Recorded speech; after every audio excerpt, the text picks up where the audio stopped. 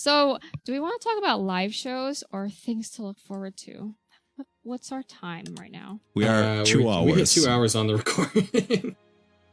Do we want to skip live shows just to hit should we what's coming next year? I think we've talked about all of our live shows as well. Oh. Yeah. Okay. If you want to do a shout out to Rada Blanca, go for it.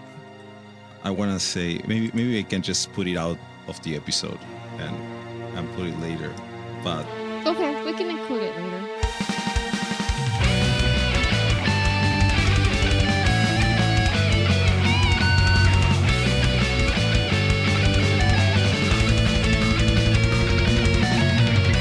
Sup, nerds? Welcome to episode 33 of Powerful, a Power Metal podcast. This is Stella, and I'm here with my friends, Fernando. hello. Kyle. Yo.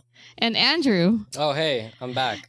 Yeah, welcome back. I feel like you haven't been here for a while. I feel like I haven't been here for a while either. It's been but a I feel while. like that's also just because we slowed down a bit. Yeah, it's good to have you back. And it's good to be back with everybody here for our 2019 Album of the Year episode. And today we're going over more than just albums of the year. We've got little fun categories. So I think we just like to take this particular episode every year to kind of reflect on, all the shit that's been going on in 2019 musically in the power metal realm. There's been a lot of albums. We're covering a lot of categories that are very arbitrary today. We've Whatever. listened to a lot of music. Yeah. A lot of music. Yeah, so I hope you, dear listener, will get something out of this and maybe share with us what you agree with or don't agree with or anything that we missed. Leave a comment about how wrong we are. Yeah, and you can do that in any of our social medias at Instagram at Powerful Podcast, on Facebook at Powerful Podcast, on our website, powerful-podcast.com, where you can find links to all of our stuff. Tweet us at PowerfulPM. And if you enjoyed this episode and if you want to support us, you can subscribe to us on patreon.com and donate $1 a month or more if you feel like it at Powerful Podcast. We kind of paused our Patreon in November because Thanksgiving isn't a real holiday, and we didn't record an episode in November, so we didn't want to take your money. But yeah, the Patreon should be up and running in January, and then we're gonna have a business meeting and maybe think of other perks we can use our Patreon for, because we've just been kind of using it as a tip jar. So yeah, let us know if you guys want any additional content on Patreon, and maybe we can try to make it happen. But yeah, that's a work in progress. We're always a work in progress. We're always a work in We'll always progress, be. but my God, I can't believe this podcast has been running for 2 years now, and I'd like to think that we got better. We are so much better. Yeah, we're As so I much better. Record from this crappy laptop. We're at least Yeah. more professional about it. Yeah, I mean, I'm still sitting on the floor, and at least I'm not under a blanket anymore, and New Patreon goal: buy Stella a chair. I have a chair. I just need a room. We need a I don't have sauna a for room. Stella. We need a full sauna. Yeah, I need a sauna. Yeah. Give me a sauna. It's fucking cool Powerful here. sauna.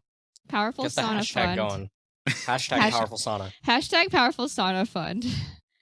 All right, so enough of saunas.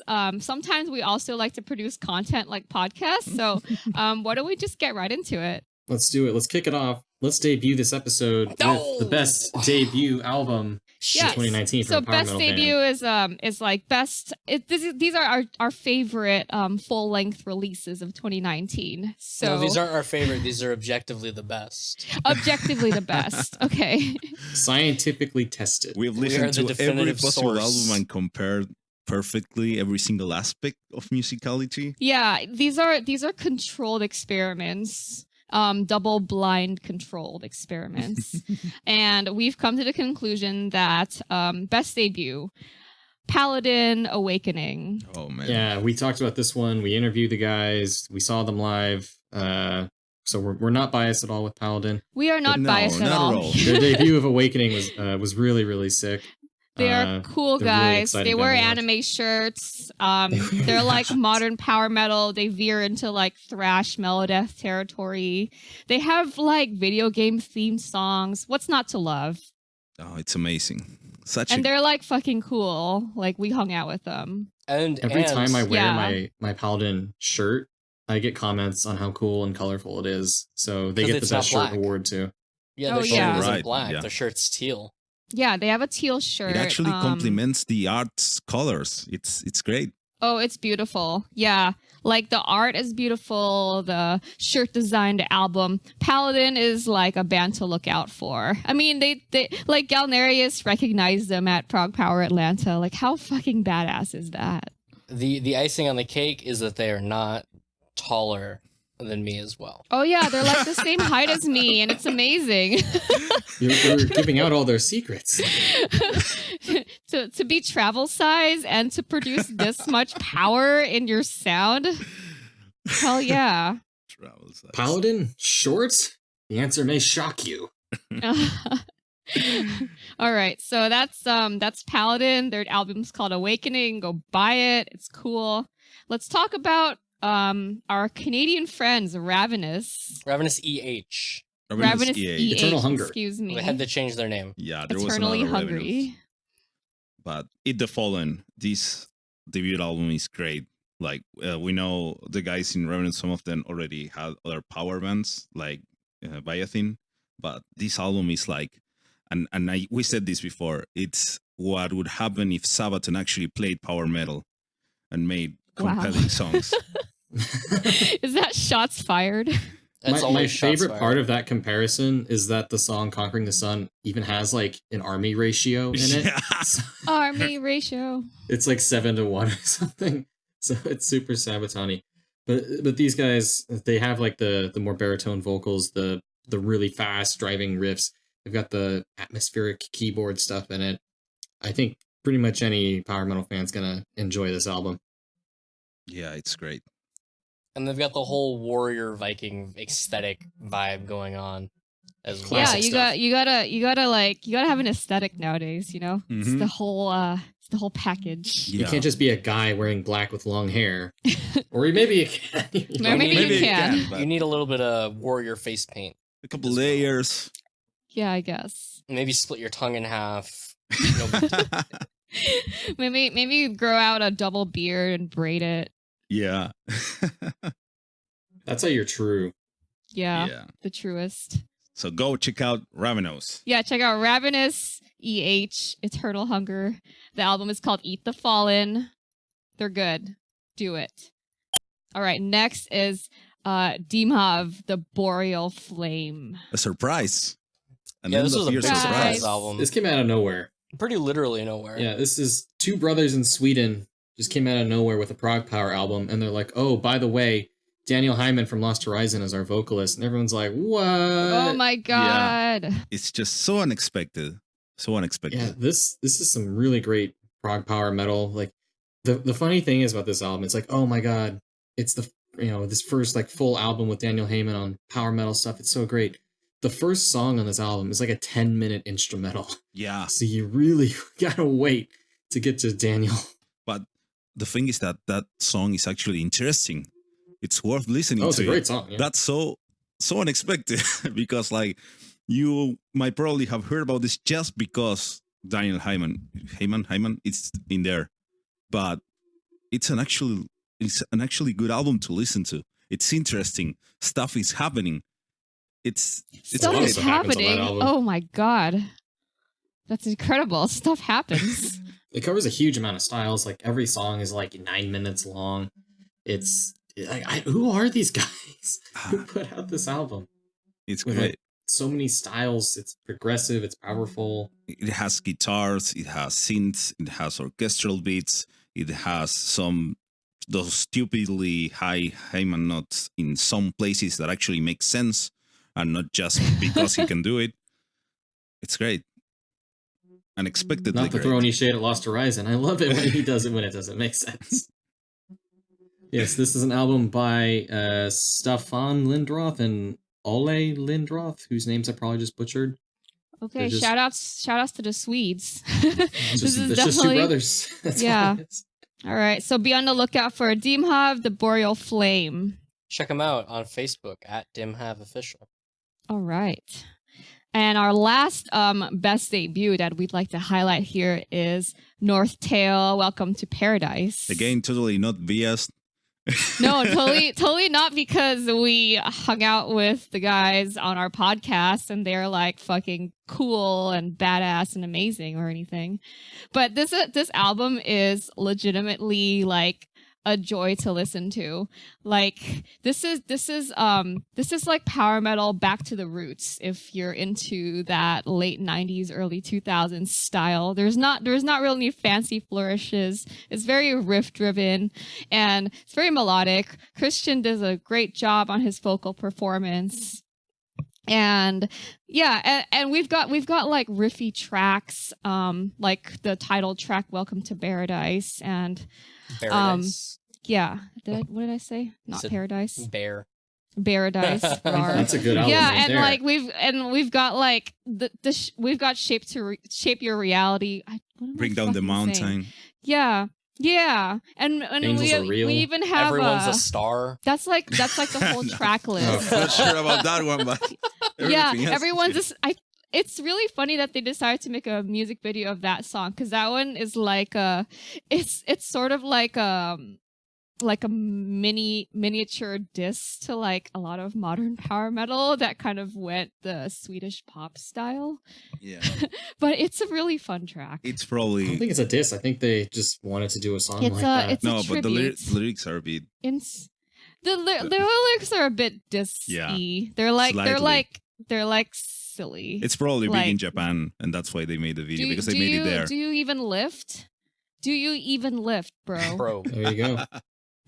Yeah, that's all I'm gonna say. Yeah, Northtale, Welcome to Paradise. Pick it up. It's good. Cool. Next category that we got is Most Improved. This is like my favorite category that we did. Yeah. All right. So where do we even start with Most Improved?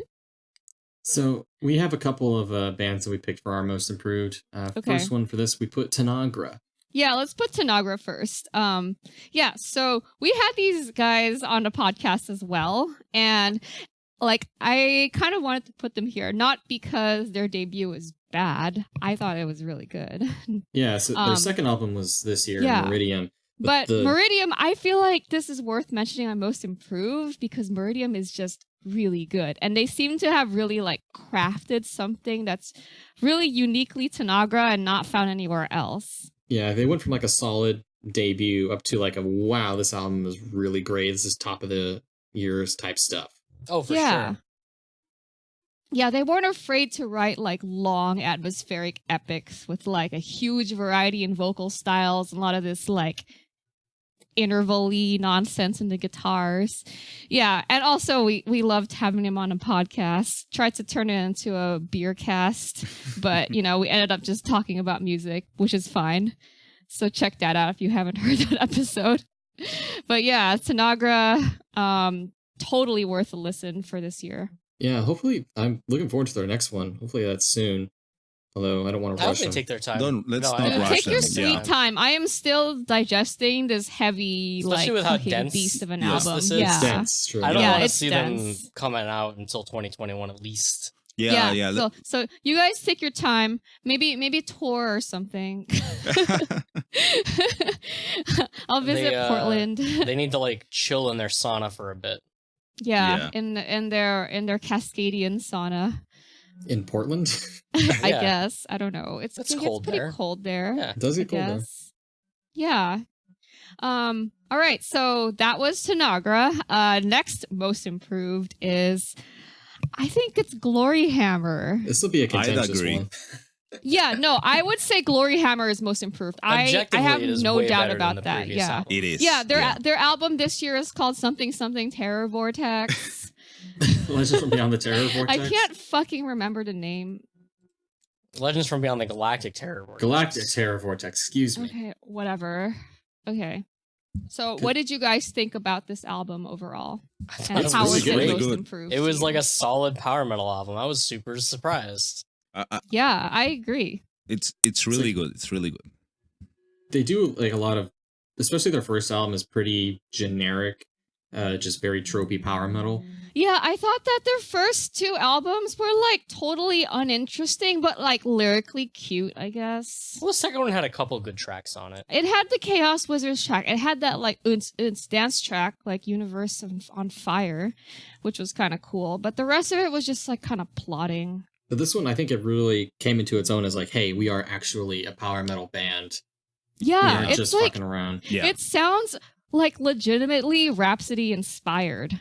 Mhm. Like, yeah, this is a really good album. Even if you think Gloryhammer are cheesy or whatever, like I think it's worth listening to. Well, they are cheesy. And That's the fucking point. I know. I'm like I don't know. I'm probably gonna get a lot of hate for this, but I'm not really into Gloryhammer, but I like this album. Do you hate Stella and her opinions? Let us know in the comments. Yeah, do you hate me? Do you, Stella, here's my question for you. Do you hate fun? Do you hate fun? I ask myself that every day. I sometimes think I do. That's a fair answer. I Sometimes I feel like I hate sometimes fun, I do too. hate fun. Yeah, I know. I'm a very tired person, and I just really like to chill. So maybe I do hate fun. What did you guys think about the lore of this album? Well, based on your explanation, it You was solid. did a great job on the lore. If you haven't heard Kyle's explanation on the lore, it's at the end of our Italian power metal episode. And that one, I realized like maybe we should have like put that on an episode by itself or something, because that's very content heavy episode. Maybe we can separate that bit and put it up on YouTube on its own. Just Yeah, maybe we the can just put Gloryhammer it lore by itself. explanation. Yeah, but I feel like from Kyle's explanation, I finally learned what a hoots is. Hoots. A hoots? Whatever. Hootsman. Hootsman. Oh my goodness. Yeah. All right, Gloryhammer, you win this time. You got me. You got me, Gloryhammer. Damn old Chris Bowes, he got me. You finally Yeah. pulled her in. Oh God. All No, right. Let's wait, not don't let go. go too far. So, what do we want to do next? We need to talk about people who did go too far. the people who did go too far. We can't get too positive. We got to dial it back. Okay, yeah, you might have pulled me over to Gloryhammer's side, but let's talk about our most disappointing albums of the year. Let's talk about the most disappointing Wah. band of the decade. Oh my God, that's really sad. This I is mean, a sad it's- moment. Let me double check dates, but I think it's true. It is true. Let's not go that hard. Let's What- keep it at what are you this one. talking Let's about? keep it Really at this extreme. one. Let's keep it at this Okay, one. let's talk about Sonata Arctica's Tavio. But we already kind of discussed it last episode, so I We don't did. really want to like get too sad on this. I wouldn't say I'm disappointed by it because I didn't have high hopes for it, but I'm still sad. Yeah. Because Yeah, you're it's remembering not- what they used to be. But guys, like, I really tried with this album. I really gave it a chance. I thought it was good. It had some interesting bass lines. And then I realized it was like really sappy dad rock, but like not even good dad rock. yeah. And like, if I saw this live, I don't know if I'd even like sway lightly from side to side. I might just like go get some water or take a bathroom break. Yeah, when I saw them live, I just kind of sat there and was like, well, time to talk shit on Discord. Yeah, did anyone like it when you saw it live? I don't think so. Oh, that's really sad. This is really depressing. It's a time when going to see Sonata Arctica is just play Full Moon. Oh my God, they are Skip that. so much better than that. Like, it makes me sad that a bunch of people think Sonata Arctica sucks. Like, they were Yeah. really, really my favorite band. Like, it's fine for bands to like change their style and do Oh new yeah, things, absolutely. but I Obviously. welcome I that. I just can't get into this one.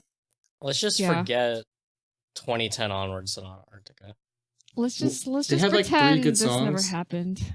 I wouldn't go that far, but for this album, it's like, yeah, it's okay to change, but you have to do something that works when you change. And this is Yeah. not it. This is not it. Don't do this. And this would be a situation too where if they had like changed their name, people wouldn't have cared True. because they're not. Or Sonata I don't Arctica know. anymore. Even if it wasn't labeled Sonata Arctica, like I don't know if this. But would they be tour with power interesting. metal bands. Yeah, because of their legacy. Yeah, but- that's the thing, that it doesn't fit, and on top of not fitting, it's not even good on its own turf. I'm sort of done talking. Yeah, about let's these guys. let's Can we go move to the on? next one. All right. Okay, This one will get Kyle really sad. Is this even worth talking about? It is Kyle, worth talking about. Equilibrium. We Go want to talk about Equilibrium. talk about Equilibrium. I'll make it quick because I talked about it in the last episode. It was but garbage. it's hot garbo. Like this is a similar case of Sonata Arctica where it's like, okay, they're doing something different that would be fine, except what the fuck? Like, It had chip tune on it, dude. Why? it's like chip tunes and like rap and like it's okay, fine, be like weird and progressive, but don't suck, please. And like put a little bit of folk metal on there. You guys are like the like quintessential folk metal band. Well, up there, I'd say top 5. Not anymore though. So it makes me really sad. It's like I wanted them to have a big comeback here, and they, oh man, it just floored it off the cliff. R.I.P. Equilibrium. Okay, R.I.P. so Equilibrium. our third mention in this category is gonna get some people real upset. Yeah, It's gonna make me upset. yeah, it made that. I'll take the hit. I think people Blind are already Guardians, upset. Blind Guardians, Twilight Orchestra as most disappointing. Yeah, this is I'll sad. give it Now, when you guys say disappointing, do you mean from the songwriting perspective, performances, or just like the production? Yes. I'd say the whole It hurt package. to listen to. I can't speak to the orchestration because I'm not like a musician. It sounded fine to me, except for the fact that it literally hurt my ears to listen to. Mhm. So Like, I think I'm just like weird because it doesn't really bother me like it does a lot of people. I can listen to it and enjoy it. I can't. Do I have a superpower, or am I Yeah. just Why don't stupid? we go over Is that- like I the don't think people that's a the people who like didn't like the production or the recording. Can you elaborate a little bit why? I can. So you want to listen to this album? This is only orchestra and vocals, right? This has been done for hundreds of years, and since recording music started, it's been recorded and its techniques perfected. But this is just, it sounds thin at moments, it sounds overly bassy, it distorts whenever any percussion hits. Everything starts, like whenever there's a lot of instruments at the same time, it ducks under the compression. That means it's like it gets small suddenly, and then a big timpani hits and it distorts, and then when the vocals come in, they sound like they are muffled, and then at some points they sound like they are super thin, and it's like it's a pain to listen to, honestly. For the digital release and possibly the CD release, as I understand, I've heard the vinyl is actually much better. the vinyl has a different master. There's actually a podcast by a guy that does vinyl cutting that did an episode on with the mastering engineer for this album's vinyl version, because he cut it, and they go into what they did differently, which is a great listen. If you're interested in this side of music and the music industry, we'll put a link in the show notes.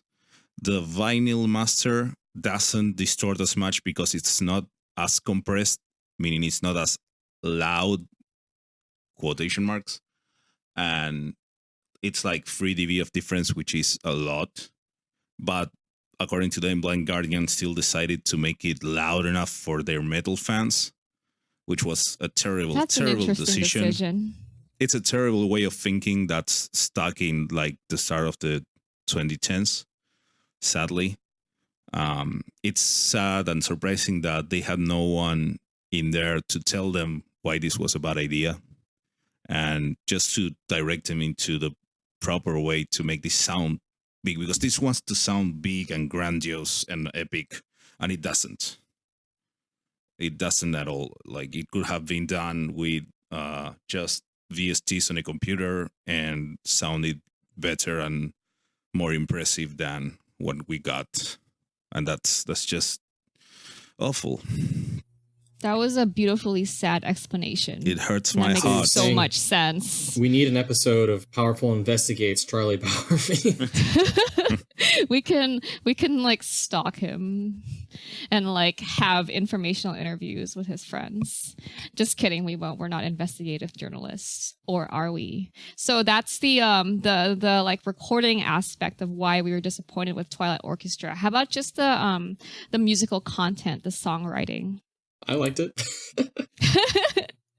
Okay. I thought it was fine, but I've been told that they misused every instrument in the orchestra. So, Well, let's talk about there's the that. music itself, without the orchestration, just the songs. Like, do you remember any song that is not the one that's an old song re-recorded? Harvester of Souls is just at the edge of time from Beyond the Red Mirror. Yeah. That was the first thing I noticed as soon as that song came on, and I was kind of disappointed about that. I think they said that they were doing that, though. It wasn't. Yeah, like a it's surprise. probably not. It was probably not a surprise. But beyond that song that everyone already knew, what's like your favorite moment? Do you remember any particular melody?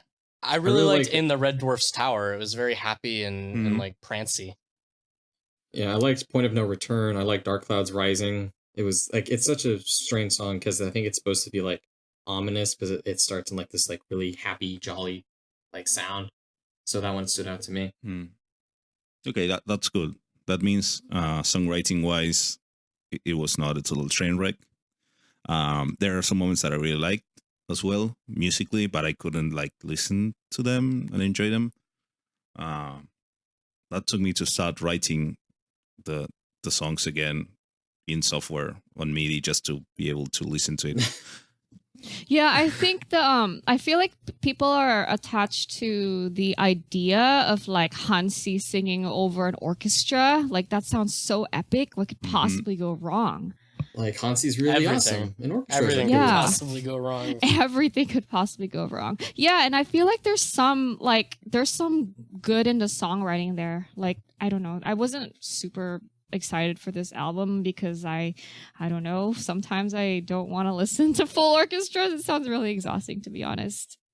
But I would say that sometimes the narrations can be kind of distracting. I know a bunch of people really liked it because it listens like an audiobook rather than an album, and I feel like maybe this could be a new thing, like a musical audiobook. Yeah. Every other track it alternates between narration and song.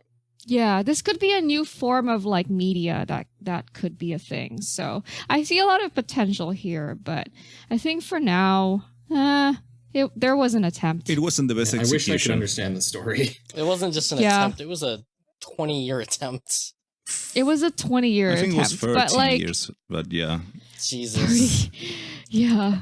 So there's one thing that's worth noting on the songwriting is that all these songs are old. Like everything was written and most of the orchestra recorded like 10 years ago. And I think, Is it? yeah. I thought they had been like writing the songs for the last like 20 years, but then they just got like the orchestra and the concept or something like that. Like what I've been reading some interviews with the guys, and everyone is free to correct me, obviously, but I understand that, for example, there's one of the songs that was the very first one that was actually the whole orchestra recorded more than 10 years ago, and it was just sitting there, the files. And most of the things that needed to be completed were all the vocals, because they didn't have the story until relatively recently. Yeah, the concept came really recently. Huh. Yeah, that makes sense. All right. Well, anyway, we'll see if Blind Guardian's Twilight Orchestra is only like a one-time thing, or if they'll continue to like produce more audiobook albums in that name. I feel like they We'll probably see. won't because this took so long. I don't know. Yeah, it probably It's, would. like it might just be a one-off thing, Yeah, it's a one-off probably a one-off. project. I think we'll probably see. I mean, they've been tending towards it anyway with all of their recent albums.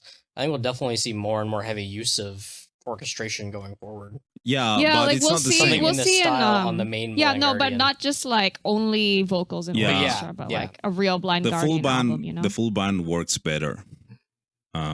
Yeah. It's my I mean, my at the edge of impression. time and Beyond the Red Mirror both had a lot of orchestra Yeah. on it. Oh yeah, They I'm did. like, if I wanted to listen to Blind Guardian with orchestra, I'll just listen to Red Mirror. I don't really need this album. And we're getting a new normal album We're getting a new in one. 2021. Yeah, so get hype. Yeah. All right. So that's enough disappointing sadness. Let's talk about comebacks. We're making a comeback. How about that? Yeah. So best comeback, I think what we mean by this is like bands or bands who've been kind of like silent for a while, or have produced a lot of disappointing releases, but have just like hit us in the face with something awesome. So we've already let's just touch on Dimhav for a bit. So would you categorize Dimhav as a best comeback? I'm categorizing it as a Daniel Heiman is coming back. Daniel and it happens Hyman's to be comeback? in Dimhav. He's Yeah. been in random metal projects, like Yeah. usually like a one-off song or an album here or there. But I think this is his like best work that he's done in metal probably since Flame to the Ground Beneath.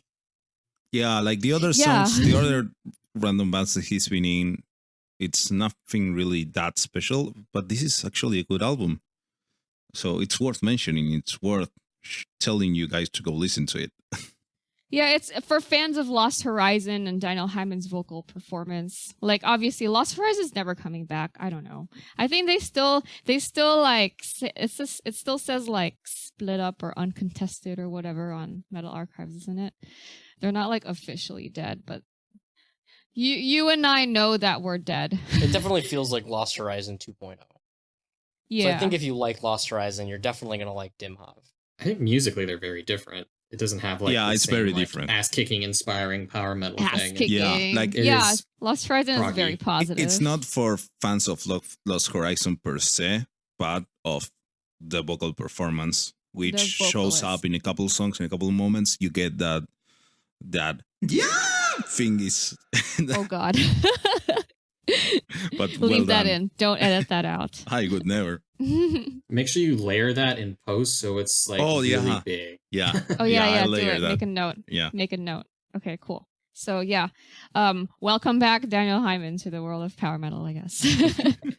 All right, so next album we want to talk about in best comeback, Vision Divine, When All the Heroes Are Dead. We thought they were dead. Yeah, we thought, okay, yeah. So I don't know, Vision Divine super fan here. Hello. I'm pretty much obsessed with all of their albums, except I think 9 Degrees and Destination Set to Nowhere are kind of garbage. And I definitely like rated When All the Heroes Are Dead pretty harshly when I first started listening to it because, like, I don't know. I feel like Stream of Consciousness and 25th Hour just like broke me. I was like, these are amazing and these are beautiful and like they're just so well written and the performances are fucking amazing. And Angel of Revenge is such a like amazing single when they released it back in Yes. 2018 or whatever. I'd say that's the And comeback. I really, yeah, I was really like, I was just comparing When All the Heroes Are Dead to like these things.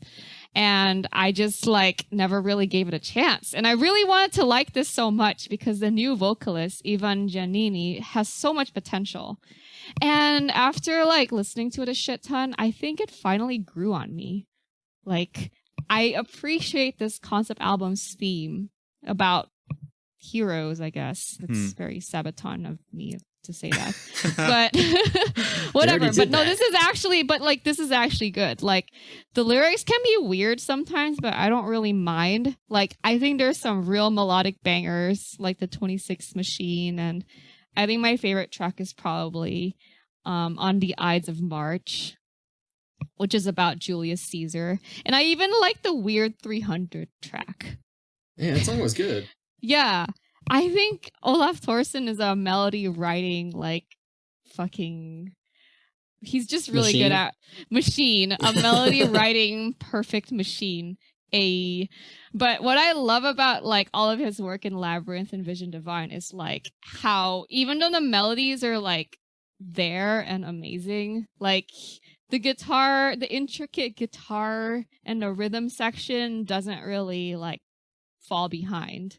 They're all very technical and they're all present. They're all equal.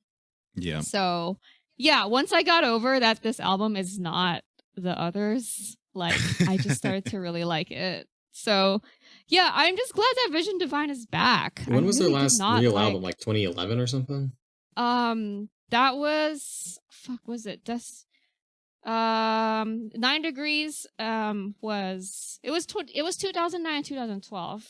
I really don't like those two albums. I don't know.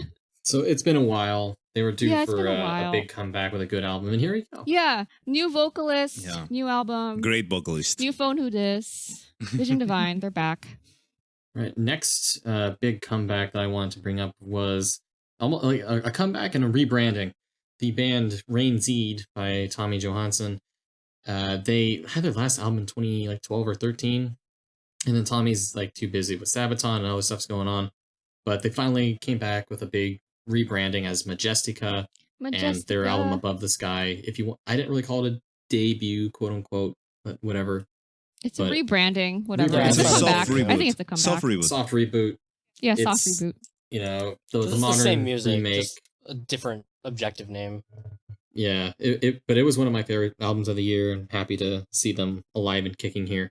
I think that was kind of the theme of the closing track, Alliance Forever, on there, on the album, of like, this is us, we're doing our thing and whatnot. Yeah, it's a really nice album. Really, lots of fun and twinkly and everything. High energy. Yeah, this was a surprise for me too. I usually hate this shit. It's too fun. Yeah, it's too much fun. No fun allowed. But I think this was like really well done. It was really nice seeing that Tommy can still write music, Yeah, because I don't think he writes music on Sabaton. I think it's No, clear it's he just does Joachim not. and Does it all. Par. Yeah, The vocal performance here really surprised me. he's His It was vocals are really, really good. really Yeah. good. Yeah, he's very nice yeah. and clean. yeah. I've heard him with Sabaton a couple of times live, and it's always been nice. They need to use him more as like a contrast to Joachim because they have such different voices. Yeah, but Yeah. if they use him too much, then Joachim will be out of the spotlight. They won't And be. it's Then like, Sabaton won't why be would we Sabaton listen anymore. to Joachim if this guy can sing high? That's more interesting. Oh my god. That's so funny. All right. I just wish they would let can't- him write a bit more. I think But- Sabaton but- would be 10 times more But then, interesting. But then if they let him write, Sabaton wouldn't be Yeah, Sabaton anymore. they would be Yeah, It'd breaking a the different rule. band. The rule of Sabaton. The rule of Sabaton. Where they- Release where the they same don't thing change. ever, Yeah. again and again. Guys, we're not even in our like next category yet when we're already Oh. talking so much about Sabaton. Okay. But yeah, check out Reinxeed, rebranded as in version 2.0 as Majestica. Like totes a great album in this year. And then we have a hard And- reset. We have Yeah. a full-on new band raising from the I mean- ashes of an old band. Is it really a reset, or is this just like the latest edition? No, It's it's a too rebirth different. and it's I an think- evolution It's a- is what it is. I don't know. I think it counts as a It's a well, do you think Phoenix that it counts Rising. as a comeback? It's the latest iteration it's a of the Phoenix mess that is Rising. Rhapsody. Yeah, it's a Rhapsody iteration that has Luca Turilli and Fabio Lione together. I guess it's a comeback. I don't know. It Yeah, this counts. is like some like big like soap opera dramatic TV show of like the early couple that in like the first few seasons everyone loved, and like they split up and now they're getting back together. It's so cute. Oh my god, so cute. But you know what? They win album title of the year. Yeah. Zero Gravity: Rebirth and Evolution. And not only that, I think they also win song title of the year. DNA, Demon and Angel. That's so brilliant. It's up to you It's to a good decide song. what the DNA stands for. Demon and Angel. Does it stand for With- capital D, Demon, capital N, and Angel? Yeah, like Guns N' Okay. Roses. Like Demon apostrophes and on either Angel. side of the end. Yeah. Wherever you want to capitalize it, it'll work out. You It can works at capitalize multiple the levels. second It's letter just- and it's fine. It's new geometry right there. Yeah. Yeah, this, Black mathematics. yeah, the quantum stars align in this beautiful, like melodic and dense 5K Ultra HD Dolby Atmos experience. Don't forget the HDR. There's shit tons of HDR. HDR, in this. excuse me. If you want to hear full orchestra, saxophone solos, and Fabio doing like opera, you should listen to this album. This is It's wild. so nuts. That's all I've got to say. Yeah, it's a religious It's a experience. wild Yeah. album. This album is amazing. I've and been it's- listening to Yeah. it like a couple times a month since it came out, and I still haven't absorbed all of it.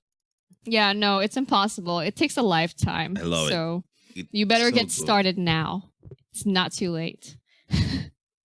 Okay, so our next category is most consistent. This is I think- such a silly topic. Okay, most consistent can mean several things. Consistently good or consistently the same. Yeah. I don't know. Okay, let's start with something positive. So consistently good. I just like to talk about Galneryus Into the Purgatory. Hmm. It's great, Let's talk about It's it. It was great. awesome. Yeah, let's. I love let's do that this. album. Yeah. but it's very consistently Galneryus. Like Oh, Galneryus yeah. doesn't disappoint. Every Yeah, it single is album, Galneryus. it's still Galneryus. You're still excited to put it on. You enjoy it a bunch, and then you move on. And maybe you It's come got back I'm to just, Crazy I'm just so shredding. shocked. Yeah, I'm just so like shocked that Galneryus can release an album every 2 years Yeah. of like consistently good it. quality. And they still tour a Like- lot in Asia. And they tour so much. they tour It's all the amazing. time in Asia. Yeah. But either way, like I think Into the Purgatory is a little bit special. Like I think this is good if you really like the heavier direction they were trending to, starting with like Under the Force of Courage. And I think that Fighting of Eternity might actually be second best song title of the year. That's up there for sure. Like the thing that I think impresses me the most about Galneryus is their stuff doesn't really feel recycled, at least to Yeah, me. No. not at all. Yeah. Yeah, this one has some really like unique stuff. Like the track we first heard live at our Prog Power, Glory. I love that song. It's I- like yeah. It's Yeah, so that's catchy. that it kind of sounds like that. It's a great example of how you make like a heavy, really good mid-tempo track. So take note, other power metal bands. The thing. And then there was the other single, right? The Followers, the one where you have like surprise, short Yeah. operatic vocals. so Yes. unexpected and We're works like, so wow, well. he can do that. That's amazing. Like that's keeping it fresh. I love the fact that Galneryus, you can put on any Galneryus track, and someone who is a fan of Galneryus will know it's Galneryus without, Yeah, knowing anything else about it. but it's not like the samey. Like everything's, It's, like, it all sounds like super Galneryus, but it interesting. doesn't sound the same. Yeah, but it's like heavy. It's like prog jazzy, and it's like a little bit symphonic. Yeah, it's that. I think that's the key element for Galneryus, that jazz influence that all Japanese bands have. It's Yeah. worked in so well, and everyone in the band is just a top tier musician, as you guys luckily saw on Prog Power. We'll get to Oh, that when we yeah. talk about shows, but I'm so envious of that one. They are so good live. You get so many that we don't, so we got our one. Whatever. we got you our got one. like you have way more shows than we do, so let us have this one. All right, so that's Galneryus Into the Purgatory. So good if you haven't listened already. Another consistently good band that I'd like to highlight is Frozen Crown. Their second album is called Crowned in Frost, and I can't believe they're only on their second album. And so I feel like fast. these guys have been around. It's only the second year of their existence. I They know. cranked out that second one. I It's know. almost too consistent. Like it's good, but I just wanted them to like step it up a bit. Yeah, it felt too much to me like the first I album. think it's so close in time to the first one. Yeah. And it's almost like it's a double Yeah. album. They didn't and that's it. really give us enough time to like fully absorb the first album. They had an absolutely killer debut. It's like Italian power metal but with like blast beats and like riffy mellow death, kind of like Winter Sun, like frost and snow and stuff. Yeah, I think their like mellow deathy stuff is like their best. I think those are always been my I favorite agree. songs. I really love when they pull out the harshes. Yeah.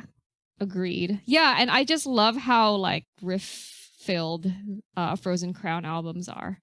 So, yeah, they're a young band. I'm thinking maybe they just had a bunch of these songs in their backlog and they're like, whatever, let's Probably. just release them. Yeah, I mean, both which albums. is fine.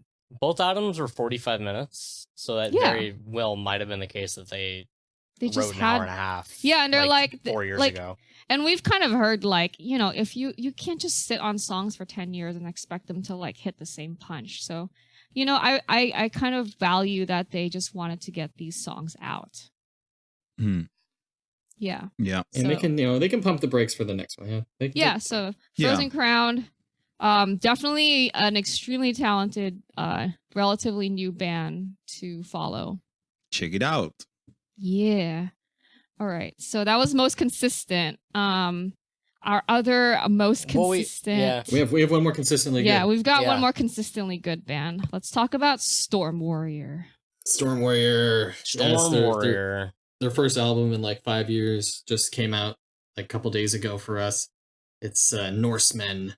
And by God, is it about Norsemen? It's so consistent that the album art is the same. It's like a ship with red and white sails, and it's like going towards you, and that's the same album art as their 2015 album.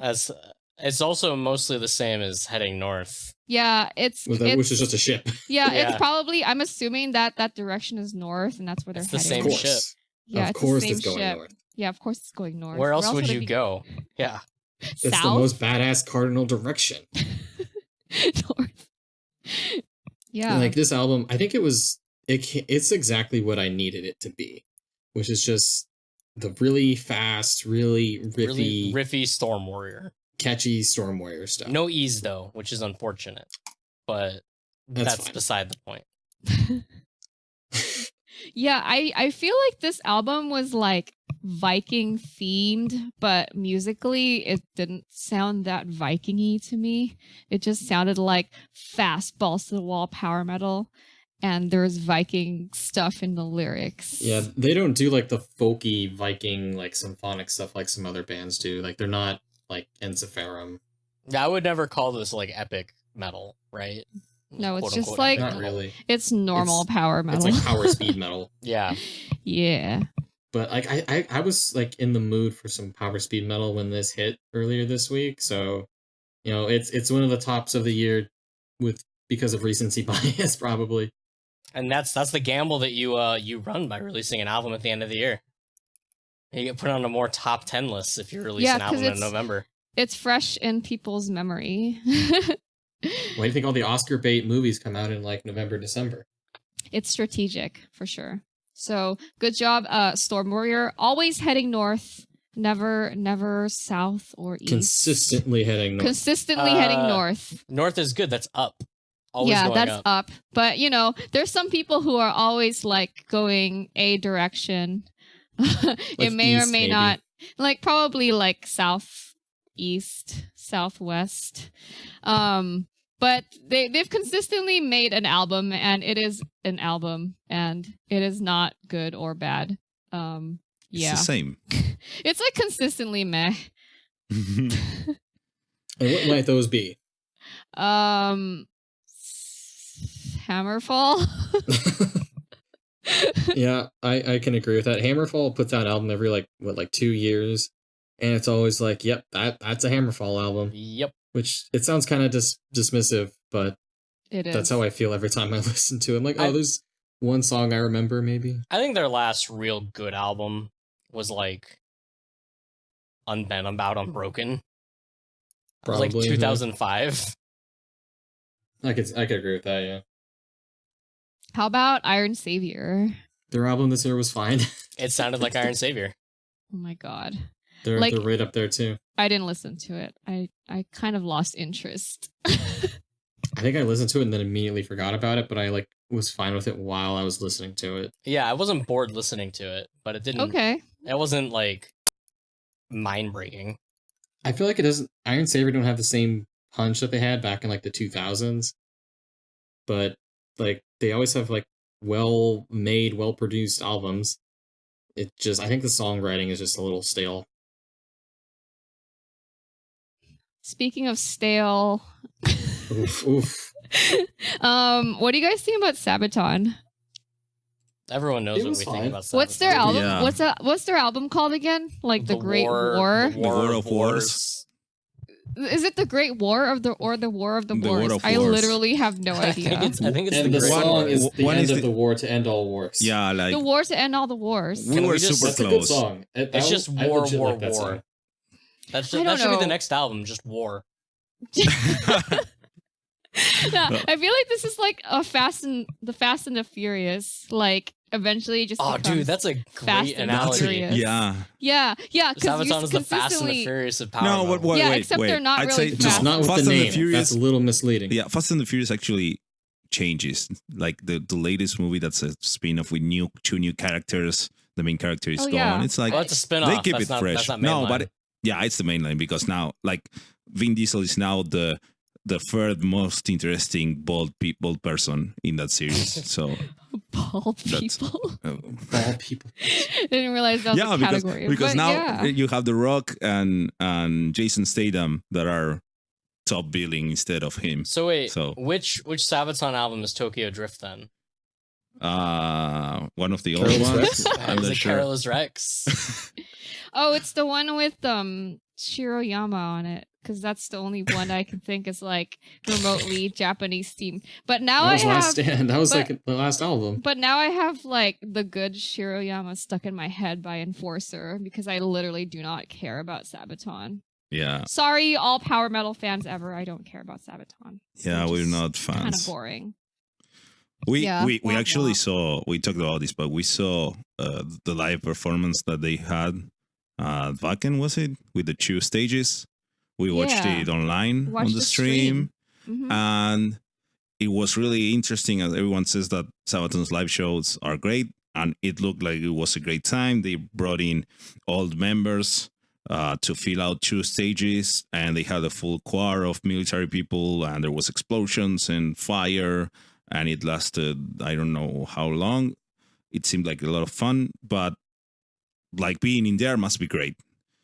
Listening 7 times to Winged Hussars is not that great. If you want to listen to Winged Hussars some more, go to YouTube and type in, what is it? The State of Power Metal. The absolute The state absolute of power. state of The power absolute metal. state of power metal, and that'll be like Kyle's contribution to the Yeah. internet, and you're gonna love Unfortunately. Winged Hussars after that. You're gonna love Full Moon after that. You're gonna love Full Moon and love Winged Hussars. But yeah, sorry, not sorry, Sabaton fans. I just think there's more. There's stuff that's worth my time. Yeah. But yeah, More than that. to reiterate what Sabaton has gone on record in interviews saying, quote, "It's more you're going to get more of the same stuff," end quote. So Yeah, and you know what? If fans like that same stuff, great. They're gonna Yeah. keep making it. Yeah, if you want to listen to something else, listen to, I don't know, not Sabaton. yeah, Like How- the several other albums that we are mentioning today, Yeah.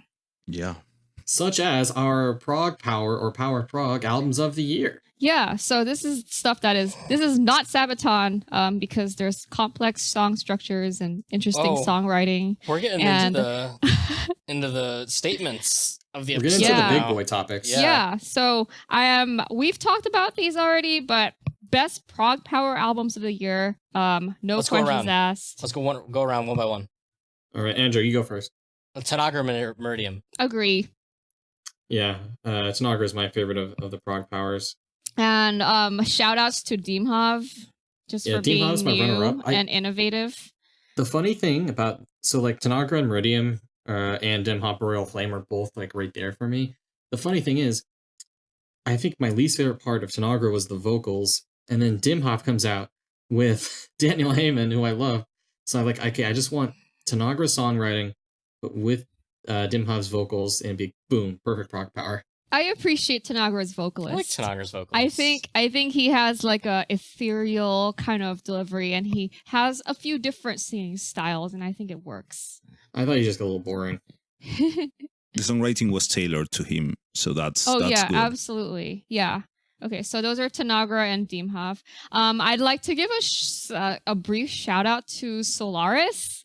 They released an album in 2019 called Darkest Days. So, yeah, you guys, I think we touched on Solaris. Maybe, I don't know, maybe not at all. But they I've are talked from, about Solaris. Yeah, you have. They're from Canada, and they're kind of like in the prog power style, like fellow Canadians Borealis. And I would say listen to them if you're a fan of Symphony X. They have a bright a vocalist, female vocalist with bright vocals, and she has a very powerful delivery, and it's a really great contrast to the guitar chugs. And I think that I haven't had much time to sit with Darkest Days, but I think this album is like secretly really good. It's mostly pretty up-tempo prog power songs. There's 2 ballads, but they're like gorgeous. They're like really well done ballads.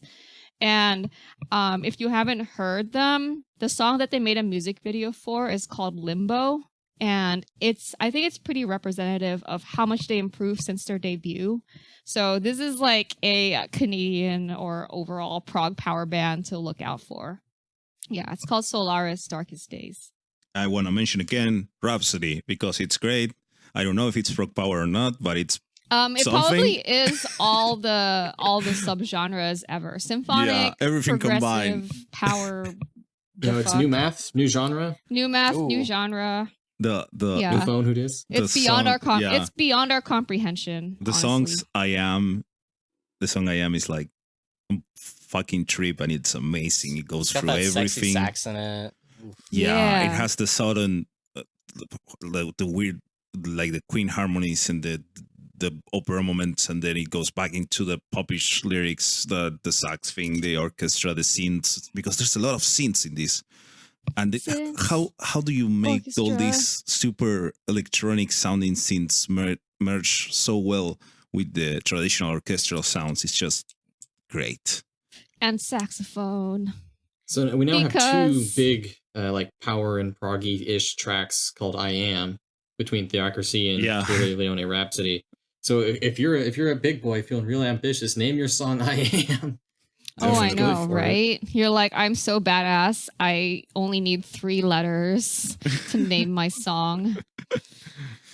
All right. So while we're on the note, while we're talking about like huge, ambitious things, let's talk about symphonic power metal. This is kind of I don't know. I feel like there's people who love symphonic power metal, and then I there's do. people who are like, meh, guitars only, meh. But yeah, let's talk about some Symphonic power power metal. is like the most epic of all kinds of music. Yeah, I guess. It's all right. I feel okay. So you guys who love symphonic power, this is your thing. Let's talk about Opera Magna. Opera Magna is a Spanish band, See, and they actually released this year an EP, which is the third EP in that form a full album. And you should listen to the full album. That's what I'm counting it as a full album now for 2019, even though technically 2/3 of it already came out before. Well, it's like a concept that they're releasing It's- parts, right? Yeah, exactly. It's a full-on concept thing. It's orchestra based, but there's also metal instrumentation, and it's just amazing. That's the word. It's amazing. And the full version is the Del Amor y Otros Demonios, right? Yeah, it's of love and other demons, Ooh, and it's great. how high And- concepts. Honestly, as usual, even though it's in Spanish, I didn't pay attention to any of the lyrics, but I still love it. So maybe the story makes it even great. I need to look into that. It came out the start of this year, and I missed this one, so I listened to it for like 15 minutes before we jumped on the call here, and it was sounding really good. So I'm gonna jump into more of that later.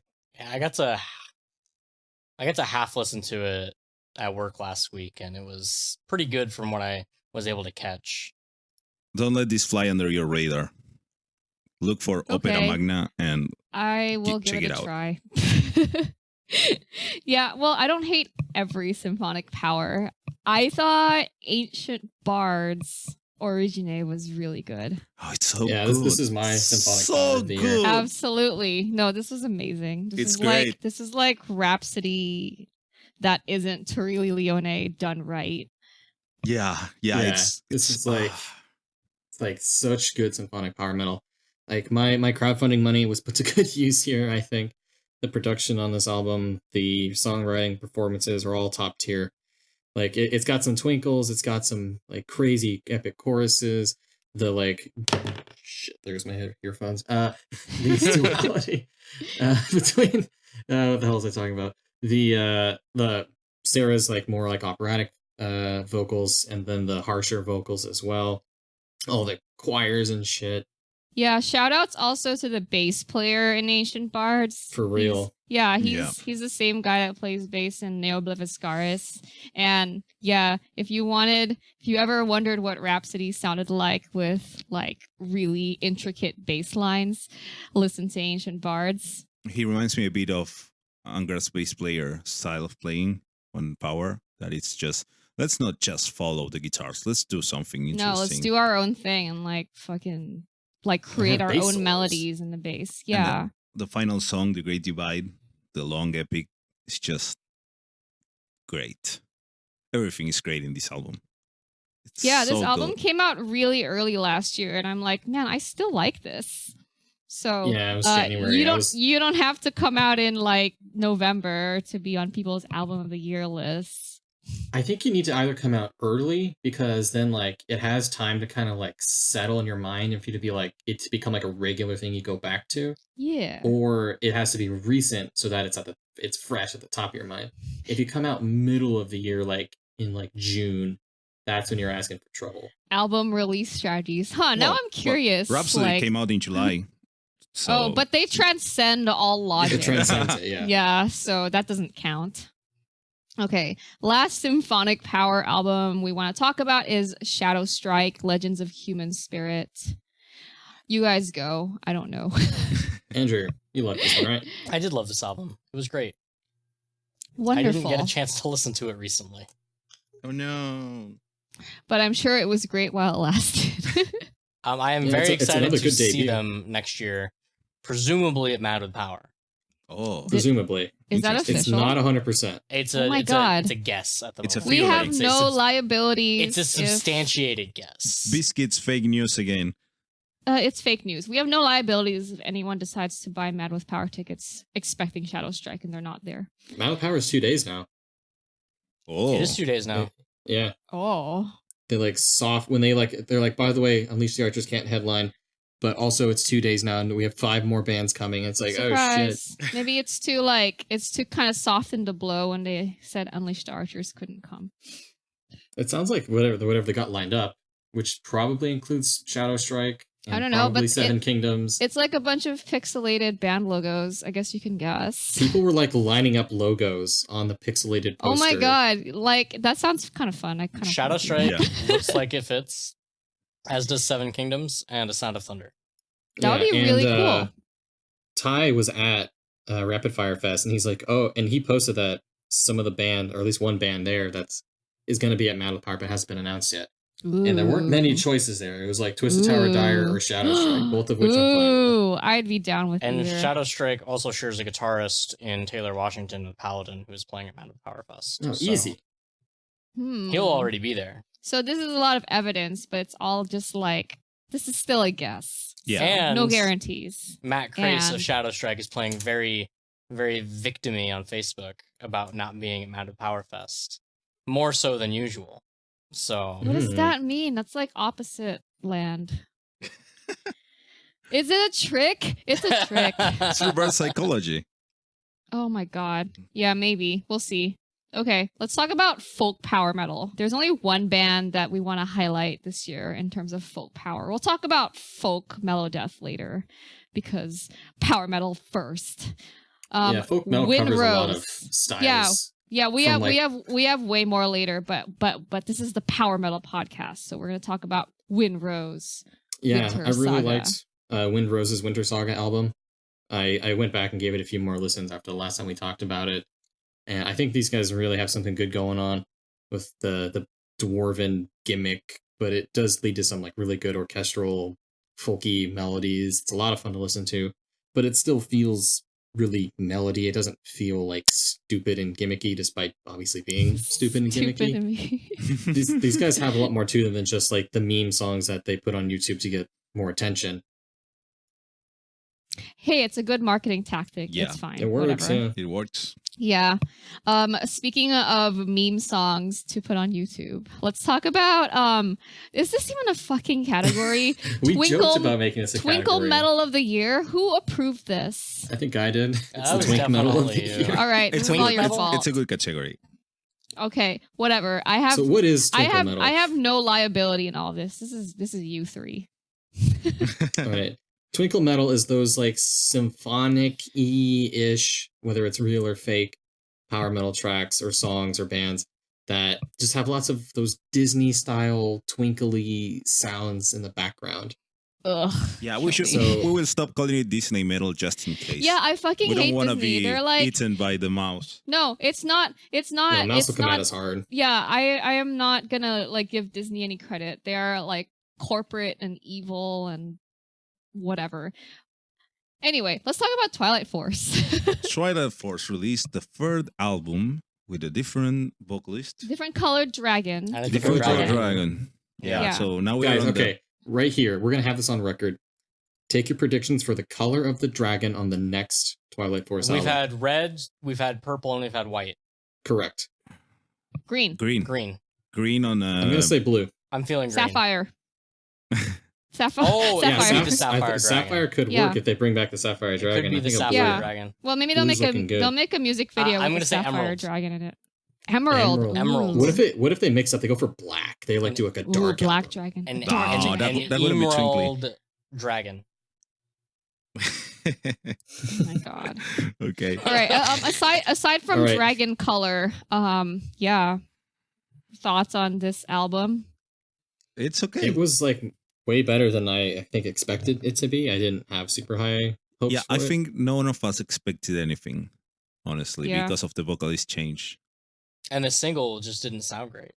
Conti just didn't sound great on that one I single. think he works really well in this album. I was like actually pleasantly surprised. Yeah, the first song they put out, like Night of Winterlight, I think is one of the weaker ones. You know, classic approach, putting a not great song as the single. lead with your worst songs. That's how you I do s- it. Yeah. I still think if they are still with Conti for the next album, that should be way better than this one. Because to me, this I one agree. still sounded like songs that were already warm-up. tailored for Christian and not adapted sure. to Conti. And it could be way better writing for his type of voice, which is very different. Totally. You know what my favorite tracks were from this album? The 2007 demos of Oh, Enchanted shit. Dragon of Wisdom and bad? Forest. No, they're amazing. They're like gritty and They're less power twinkly. metal and yes. Sorry, I Ancient hate Bards fun. was pretty twinkly, but I think that it belongs more in like regular symphonic power than twinkle yeah, that's power metal. that's like regular symphonic power metal. We're just making up shit here. So do Yeah. they beat Shadow Strike for Twink Metal of the Year? Twink 'Cause they're Metal. both real twinkly. God. I don't know. Okay, yes. Yeah. Twilight Force is better. Yes. No offense to Shadow Strike. I love Okay. Shadow Strike, but Twilight Force is better. Yeah, Twilight Force is like a pretty popular band at this point. I think they're like one to be contended with. Maybe give Shadow Strike 2 more albums and 3 more dragons. Yeah, more albums, more dragons. Next, we have cover of the year. So these are like power metal covers of Let's start. existing Let's songs, start I with guess. the easy one. So Dragon Yeah. Force. Dragon Force made as a cover that to many of us is not that unexpected. It makes sense, but to a lot of people it's like shocking. So we have Celine Dion's classic Titanic song, "My Heart Will Go On," and it's exactly what we wanted Dragon Force to do with it. So it's good. Yeah. Dragon Force is really good at their covers. Yeah, they are. They really are. And turning this kind of slow pop song into a fast power metal shred, it works. It His works pop real nice. songs translate to power metal. Exactly. This isn't the first like fast version of My Heart Will Go On cover that I've heard though. In high school, I really liked pop punk and Newfound Glory did a My Heart Will Go On cover. And I fucking loved it because I am trash and I really liked pop punk. No, But that's okay. great. It's Pop perfectly punk's fine. great. Yo, I know. pop punk No, as it's well. okay. I embrace my trashness.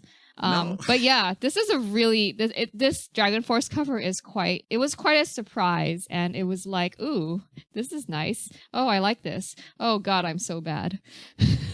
Don't feel There's like bad. a really small band named Battle Dragon that covered this song as well, like a few years ago. Oh So- yeah, I vaguely remember that. They're like a YouTube I don't know. They band, do like right? weird stuff on YouTube, yeah. Yeah. Cool. Battle Dragon. They also Nice. covered a Shakira song, Which Whenever, one? Wherever, and they Really? mashed it up. Oh my God, They They Darko's mashed it a up with Eagle huge Heart by Shakira fan. Stradivarius. Don't it's hold really out on great. this. Send He me- loves Shakira. I need that link because I was actually working on that as well. I have it like yeah. on It's a mix up with Stradivarius and it's really dope. I'm gonna send it to Oh you. my God, Shakira and Interesting. Stradivarius, a match made in power metal heaven. Yeah. Go Okay. Shakira. Yeah. Other cover that we really loved is Unleash the Archers, Northwest Passage. That was a pretty This good is song. one of my most listened to songs this year, I think. Oh my I've, God. Really? I've had it on repeat, yeah. This cover Huh. was amazing. Oh my goodness. I like the cover. Yeah, so the original is it's like a Canadian folk song. It's a sea shanty it's on YouTube by Stan Rogers. I don't know if he's the original composer. But apparently, I'm not Canadian, so Canadians please correct me if I'm wrong, but this is like the second national anthem kind of thing. Like it's a very well-known folk melody. And so it turned into a power metal song. It turned to a power metal song. It's it's a slow build up though. Yeah, the first half of the song is slow, but then it gets fast, which might throw off some people. But No, like this is a but super it's fucking well done awesome. cover. Yeah. Like, Yeah, Unleashed Archers. Just I don't know. I feel like they got really good since they put out Apex. Like I really like them Apex, now. It looks like it might not have been a fluke. They might still No, be good. They might still be. I feel like they're good now. Yeah, Brittany sounds as awesome as always. Oh I my think gosh, they got a lot yeah, better production. I think they got like the deal with Absolutely. Napalm. They probably got some good contacts there. Yeah, and they just like learn how to like compose really well. So yeah, awesome. The music All right. video for Northwest Passage is really weird and completely unrelated to the song. I like the video a lot. I thought it was really fun. I like the video too. I watched a little like when Brittany explains the video. Yeah, So she explains it's the like plot. it's like an alternate universe kind of thing. Yeah, it's like a Rick and Morty like alternate Yeah. universe evil Yeah. Brittany's coming for you thing. Yeah, it's like the when versions of yourself in a parallel universe somehow like overlap and end up in the same place. Kind Which of has thing. nothing to do with exploring the Northwest Northwest Passages. Passage, like Which a is- sea thing. Which is fine. When the West Passage might be a portal into the dimensions. Hey. Oh, Instead of just a like sea trade route or anything. Yeah. Okay, so let's talk about Let's talk about the our real- number yeah, one, The best true cover. cover of our, the year. our number one cover of the year. So we Um, found this literally an hour and a half ago at this point. Yeah, right before we started this episode, we listened to it, all of us, and Oh my god, we're so It's so I'm so worth happy it. we did. it's amazing. Before Okay, Vision recording. Divine did a cover of Rusty Nail by X Japan, and it's like the greatest thing that has ever they been sing in covered. Japanese. It's such so a good good. cover. It's Yeah. a really good cover. They did all the things that make the song what it is, and they added some things here and there, making it their own. And it's great. The vocals are great. The drumming is sick. They changed a bit the drum solo, but it fits this drummer's style, so it makes sense and it sounds great. There's a lot of cool scenes on top of the original parts. The guitar solo is Yeah. different as well to accommodate this style of guitar playing, and it fits with the song, and it's grandiose and it's so well done. So nice. Oh my god. Yeah, definitely Vision Divine. This cover just like elevated Vision Divine to like definitely best comeback Yeah, definitely. Like on of the year. Yes. And when we saw like the track list be announced for When All the Heroes Are Dead, and we're like, Rusty Nail cover, what? Yeah, I don't know, man. And I'm we gonna couldn't find order. it for I'm gonna order months. this It didn't thing. exist. I'm gonna Yeah. order this thing from Japan. I'll Get that bundle Japanese shipping. CD for like yeah, $50. yeah. Like my husband wants a Japanese CD too, so we're probably gonna save on shipping, I guess. Yeah, order so 2 things instead of 1. That's an anniversary gift right there. I don't know Yeah. when your Yeah. guys' anniversary is. It's soon, isn't it? Oh, actually, yeah, my 1-year wedding anniversary is in a week. Yeah, we're Whoa. married for a year and we didn't murder each other, which is wonderful. You know how like certain like year anniversaries be like, oh, you're supposed to get this traditional nice gift. No, No, the we're 1-year gonna anniversary get is the Japanese- X-Japan anniversary. Yeah, we're gonna get Japanese albums. Like he really wants the Humpback's first album. It's like a Japanese rock band. Yeah, we're both like really into music, like different kinds of music, but music. I'm still looking for that Labyrinth CD for you. Oh, what is it? The Heaven Denied Part 2. Yeah. Midnight Autumn's Dream. Yep. Yeah. Still looking for it. If I find a good deal on eBay, like I'd buy it and I'll let you know so you'll stop looking. But everything on eBay is like super expensive. For reference, guys, the download that I got the cover from went up 4 days ago. So it's very recent that it's Yeah, put on. last the internet. Wednesday. Yeah, Is but what like makes I don't sense. know. I feel like I wanna give the band a shout out and like order the damn thing. Oh, for sure. because- yeah. because- yeah, And the And Japanese also- edition also comes with a whole second CD of something. of something. There's gotta be something in Oh. there. It's literally 2 discs. Okay, well I'll let you guys know when it arrives and I find out whenever like the hell that ships to me. All right, so those are covers. Let's talk about original songs Let's of the get year. into the big categories now. Okay, yeah, I feel like this is really hard. I didn't really contribute anything to this category because I can't really pick a song of the year. So I think we're just gonna like list some songs that we really liked. We're just gonna rapid fire this one. Yeah. Okay.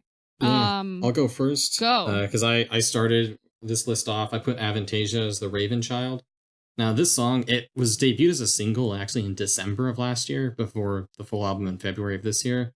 And back then, I like immediately fell in love with it. And I'm like, this will probably be my song of the year for next year. And here we are! It's a year Here we later. are. And this song is pretty much everything I want from Avantasia. It's big and epic. It has all these cool parts. It's got Hansi making his first appearance on Avantasia, and he sounds wonderful. It's got Jorn and Tobias going off, doing crazy things. Like, this is a song I've come back to countless times over the last year, and it was an easy pick for me to put as one of my tops here. Cool. Oh my gosh, the second song we have on this list is nothing like that. Maybe it's, I also put this one on there because I've listened to this one a lot. This song is amazing. Okay, Nanowar of Steel's Norwegian reggaeton. It's a It's complete great. left turn from the last song, but it is amazing. It's amazing. It's a very well done like parody song. The black metal references are on point. Yeah. It's very true to the reggaeton style. It's Yeah, it's an actual TRVE it's an as actual well. reggaeton song, just adding guitars and Yeah. it's And lyrics catchy, that are about like it's dancey. killing people in fjords. And like burning churches. You Yeah, know, everything's there desecrating tombs. Eating for Yeah. all salmon. the family. Classic. I sent that song to a friend of mine who's in Colombia, so he likes metal a lot. And he likes reggaeton because it's a lot popular. And Oh, he's like, that "This is means he's amazing." gonna love this. You have no idea Yeah. how many people linked me this song because they're, hey, you're into metal, right? Have you heard this? I just Really? found That's it like so from funny. from the people that listen to reggaeton that stumble upon it. Oh, that's That's funny. amazing. I love it. I love how people are coming into it from both the metal side and the reggaeton side. Hmm. That's the smart way to do it. Yeah. Yeah. All right. Bridge Beautiful. the gap. Well done. Well done, Nanowar of Steel. You know, Chris Bowes told us he was planning a reggaeton song for Ailstorm, but now Dude. he can't do it. They because beat it just him. looked He was like they're like- ripping him off. Nanowar, It was like a Nanowar month beat too him. slow. Yeah. All right. I guess the mashup like parody scene is pretty competitive nowadays. Yeah, the line of like where parody is and where just like Where power metal intentionally tropey starts. power metal Oh. is. Intentionally good song that happens to be. Where a does the weird line get mashup. drawn? I don't know. Yeah, I feel like a good parody is so awesome though. It's like this song is silly, but it's so good. Mhm. I think Nanowar Steel of all the like quote unquote parody bands probably does really Oh well. my gosh, they're like legitimately good. Yeah, just they are have great. They are great. Very silly lyrics. Okay, so third song in our Song of the Year list that is not ordered at all is Majestica, Above the Sky. Yeah, this is still in the songs that I put on because I was the first one to put notes in this document. This is I agree. I easily would one leave of my that favorite there. songs of the year. It's good. It's got like pretty much everything I want. It's super catchy and uplifting. It's so much fun. It's kind of a tribute to Eagle Fly Free. It's really everything that makes Majestica's album so great, I think. With just the soaring vocals, it's uplifting, it's fun, it's powerful, it's catchy. It's, everything you can ever want from power metal. It's got crazy like bass solos in it. Like that's weird. You don't usually get that, except unless you're Ancient Bards. Yeah. Shout outs to Majestica. It has self-aware lyrics about the chords that they're playing in the verse. Oh yeah, I remember Yeah. that. That was so Fernando, funny. you know things about music. Were they actually playing those chords when they said they were? Yes. Confirmed. Yes. I wanted to make sure because I'm not good enough at hearing those things yet. Yeah. It's exactly what they were. It's like we're writing this song, so we play the first. I don't remember it exactly how it Yeah. went, but it was the description of the song. I guess if your lyricist is falling behind, just list your chords. It's fine. Just It that worked. little self-aware thing, because it's kind of a meta thing about power metal anyway, so it works for that context. It works Yeah. for Hallelujah. So enough about my favorite songs. What do you guys got? Next on my list, okay, I don't know. I was on like a Japanese power metal kick for the past few weeks. So I've been listening to Sue's solo album Vorvados like pretty much since it came out like early this year, but I just fucking love this track. It's Sue featuring Fuki. The title is Reason in all caps. And Seo being And- the guitarist Obviously. of Galneryus, Fuki Yeah, being the Sue's vocalist the- of Unlucky Morpheus. Unlucky Morpheus / Lightbringer. Yeah, Crossover this is like episode. this is like a match made in Japanese power metal heaven. It's like amazing. I feel like Shu just seems to know how to write like really awesome verses, and Fuki's high notes during the chorus are just like absolutely ridiculous. And I think this is just like amazing song. And there's a music video, and they look very cool. There's fire.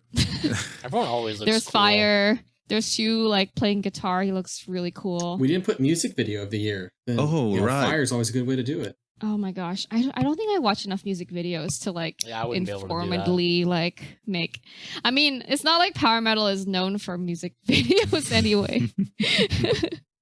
My picks for music video of the year are Gloryhammer Hoots Force and Ancient Bards, the one that they had. Yeah. I haven't seen And, either of them. I'd say Vision Divines. Vision Divines was a good video. I haven't the even seen comeback that video. one either. You didn't see Yeah, that I one? The don't one know. from the single? No, I don't watch music videos. Oh, No, it's the great singer's walking because- down the street and just hears Yeah. them practicing. Yeah, and and you don't joins see the his- band. Yeah, it's like perfect. Yeah. Oh, okay. Like they Like- didn't have a it's singer worth- while they were maybe I'll watch practicing, it. so they pulled this random schmuck off What? the street. Yeah. No. Oh, that was just a music video. Yeah, That's not what yeah, happened yeah, in yeah. real life. Yeah, Is that yeah. the Angel of Revenge music video? Yeah. Yes. Oh, That was okay. last year. Okay, I'll check it out. Yeah. Okay. That song is still good. I think it's worth mentioning because Vision Divine made a thing this year. But anyway, more songs that we really like this year. Jupiter, Theory of Evolution. More Japanese power metal. So this album is called by Jupiter is called Zeus, and then the squiggle, Legends Never Die, and squiggle. Squiggle. I don't know what that. Do you guys know what that? It's what like that the punctuation is called? Japanese quotation mark. No. Yeah, What? I don't know. Oh, the no, it's a squiggle. tilde. No. A tilde, It's a tilde. tilde. Okay. I'm sorry, It's I a thought it was the squiggle. Japanese quotation mark thing. Wait, the what? little What are you block. talking about? The little like No, right it's- angle block. It's the squiggle. I don't know why they put it there, but it's 'Cause it there. looks cool. And yeah, Japanese bands love putting all caps like in their titles, like track number 5, "Show Must Go On" in all caps. This album was kind of a mixed bag, but Theory of Evolution, I think, is a amazingly well-crafted track. It's orchestral. See, I do like a lot of orchestral stuff. It just has to be good.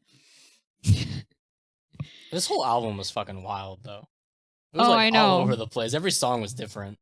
Every song was different, but Some of it landed, some of it didn't. This just hits all of my like melodic symphonic JPM like desires at the time. Yeah, I think I was like listening to this album on repeat at the gym, and I was like, "Oh my god, I fucking love this." I still yeah, need to listen to this. I'll give it a Jupiter go. for fans of Hizaki, for fans of Versailles. Yeah, It's symphonic got JPM. Teru Do and it. Hizaki doing their thing with the new album. Yeah. Or with a new band. So Yeah, Wait, do it. Amazing. wait. How do you say Versailles? Versailles. That's how it's it's- French. Oh, Yeah. It's I'm French. Yeah, we're it's- terrible at pronouncing bad names down here. I just call it Ah. Versaces. Versaces. Oh, maybe that's the. Oh, Because gosh. we just read it like I never heard that it the pronounced Spanish version? correctly. So I Oh. just read the letters in Spanish. I must do this for a lot of albums. God damn it. That's so funny. You Spanishify everything. Twilight Force. Blades of. Oh, I'm like Oh, thinking yeah. out loud. Twilight Yeah. Force, Okay. Blade Let's of move Immortal on Steel. to our list. Yeah. My Okay. Let's talk God. about Blade of What a Immortal track. Steel. It is a Yeah, you missed us raving about this last episode, Aw, but man. this one's dope as hell. Yeah, it's a 12 and a half minute fucking epic closer off of Dawn of the Dragonstar, the album that I didn't think that I would like. That like it's everything, man. What in your words, because you didn't get to talk about this with us last time, what makes this song so good for you? I love the like Asian bits that are in it for some reason. I don't know Oh my why God. they're there, but they're done really well. I It's got, love how like you Imperial independently use that. Chinese whatnots going on. What? I like how you immediately like independently use that to Yeah. describe the That was like a whole track. bit last time. Is Yeah. that what you No. guys said? Yeah, that is totally what we said last time. We were like, "Oh God, we're not racist. It's fine." Yeah, like it's got these weird Imperial Chinese like melodies going on for some reason. Imperial It Chinese. Nice. shouldn't work, but it does. It works really well. All right. Yeah, Twilight Forest. Inspired by It's a great song. ancient China. Cool. Yeah. Okay. Next is Idle Hands. We can't decide which song we love the best. Yeah, so not we're just sh- gonna list Not all strictly of power them. metal or really power metal. No, at this all. is not power metal at all. I'm not even sure if I would say this is metal. It's like for fans of The Cure and goth rock. It's more Uh, metal than that. But yeah, we got Nightfall or Give Me to the Night or Dragon, Why Do You Dragon, Cry? Why do you cry? Oh my god, it's just so melancholy and sad. Or maybe and like maybe really any song off of intense. that album is really good. oh yeah. Double this Negative. is my most. This is oh yeah. I love just like screaming suicide a lot. This is my most listened to album of the year because I'm a sad soul. Agreed. I I think love it's my it. number one. By Yeah, my listens. heart is draped in darkness. By Scrobbles. And I just think this is my number one. enjoy going ugh every 5 seconds. Ugh. Ugh. Ugh. So this album that we're going to talk about next, this song doesn't have any uhs at all. In fact, there's no vocals at all. Hizaki, Back to Nature. Yeah. Hizaki's got Uh, a sweet new EP, came out like 4 Queen days of ago. the Night. Yeah, so I don't know. I haven't had much time to sit with this, but I feel like I'm going to love it. So if you are familiar with Hizaki, it is Hizaki from Versailles or Jupiter or any number of other projects. It is his solo album, or his solo project, I guess, where he just does instrumental for 30 minutes at a time. And I'm totally okay with that. It sounds great. It's great. It's all the best parts of like Jupiter / Versailles. So my Yeah. my favorite song on it, which is definitely up there on Song of the Year material because I am a huge Versailles fan, is Queen of the Night. It's just a straight up Versailles track. It's got some of their real iconic riffing in it. So I guess that's Hizaki's iconic riffing, but Yes. it sounds straight up exciting. like a Versailles track. Sweet. Cool. Yeah, I look forward to spending more time with this album. And last but not least, Turilli, Lione, Rhapsodies. We couldn't decide which song was the best, so we just listed all of them again. We have DNA. I don't even remember the actual title of the song. Is DNA the actual title of the song? Demon and Angel. Demon and Angel. Demon and Angel. Demon Demon and Angel. and Angel. That's and with the N capitalized. such a great song. So, was this the first single or the second one? I think it The was. second, The second it one. was First one was Phoenix, Phoenix Rising Rising. first. Yeah. Yeah. Yeah. And this is the second one, and it was, I don't know, it's like the poppiest song of the album, and It's still the poppiest song of the album, and but it's still amazing. crazy and great. I know. Okay, It's got a so beautiful duet yeah, with Fabio and what's her Elise face Reed. from Amaranth. yeah, Elise from Amaranth. Yeah, She's really good. yeah, it's I love every guest vocal thing that she's been on. Some other great tracks on here. I Am with I just know that's the saxophone one. yeah. That's Yeah, we already it's talked super about long. it, We but what already a talked about great it. Yeah, song! Andrew, you're a fast radio burst kind of guy, aren't you? I am a fast radio burst kind of guy. That's my favorite song on the album, purely because it's the only one I can remember. because the enough. rest of it is too much for your feeble Yeah. mind, probably. I really Yeah. enjoy the sax bit in I Am as well, but Yeah. Fast Radio Burst is the only song that I can But- really remember. Yeah, I Other really than liked, DNA and Phoenix Rising. Yeah. Oh, I Phoenix. like Yeah. Arcanum, the big epic one at the end with just tons of shit going on. Oh my god. Decoding Yeah. the Multiverse was also good. Decoding the This multiverse. This album is sort of like in itself needs to be decoded because it is a multiverse. That's Yeah. a I good think it's like description. a last song shout out because I've just listened to it a lot in the last week is one off of Stormwarriore's album. Two of the most standout tracks for me on that one are Storm from the North and Sword Dane. Those are both catchy as hell and super just like rah. Okay, that was very convincing. There you go. That's all you need.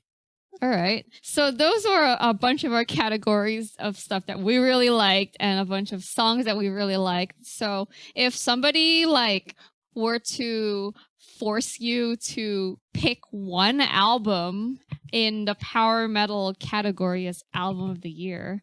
Actually, should we do it in the power metal category? Yeah. That's Okay. what we did this for. Okay. Top power metal album of the year. Don't try to be cool. Just instinctively say what it is. Go. What, a whole moment we've been waiting Just for. one. Pick one. Pick For one. me, Pick one. Majestica Above the Sky. Nerd. How dare I enjoy No music judgment. that's fun. Oh It's god. too fun. I don't think I have an answer for this. It's just I power. definitely don't have one. There's been a lot of good stuff this year. It's hard to pick. I had trouble It's- narrowing it down it's so to even hard to pick. 5. This is why we have so many categories and listed so many bands and albums Yeah, and songs it's in every just It's a lot the of stuff we want to talk variety. about. We don't Yeah. decide. At least I can't decide on one thing to be Can you The pick best. 3? the ones.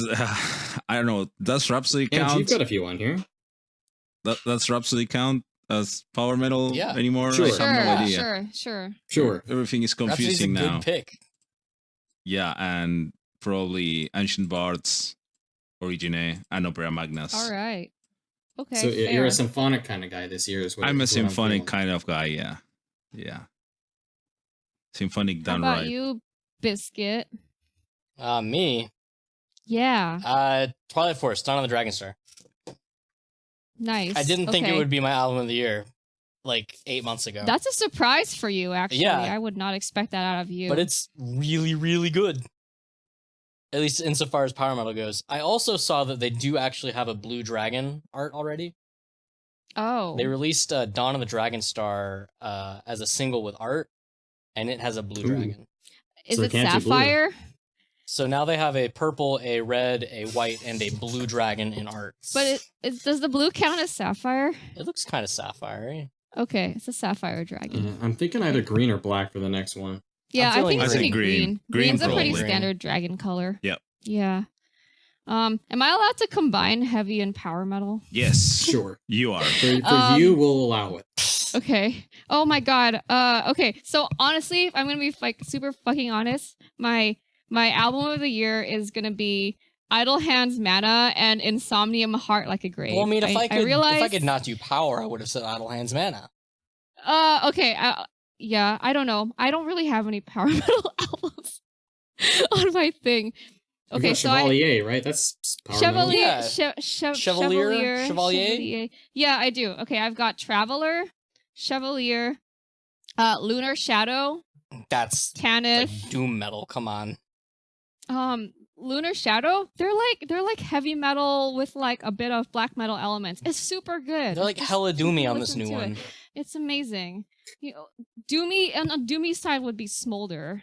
Oh my god. Smolder That's is a good also Smolder is sticker good. for Facebook. Oh, we're hella doomy, very bro. doomy. Yeah. Okay. And then my top two are for sure Idle Hands Mana and Insomnium Heart Like a Grave.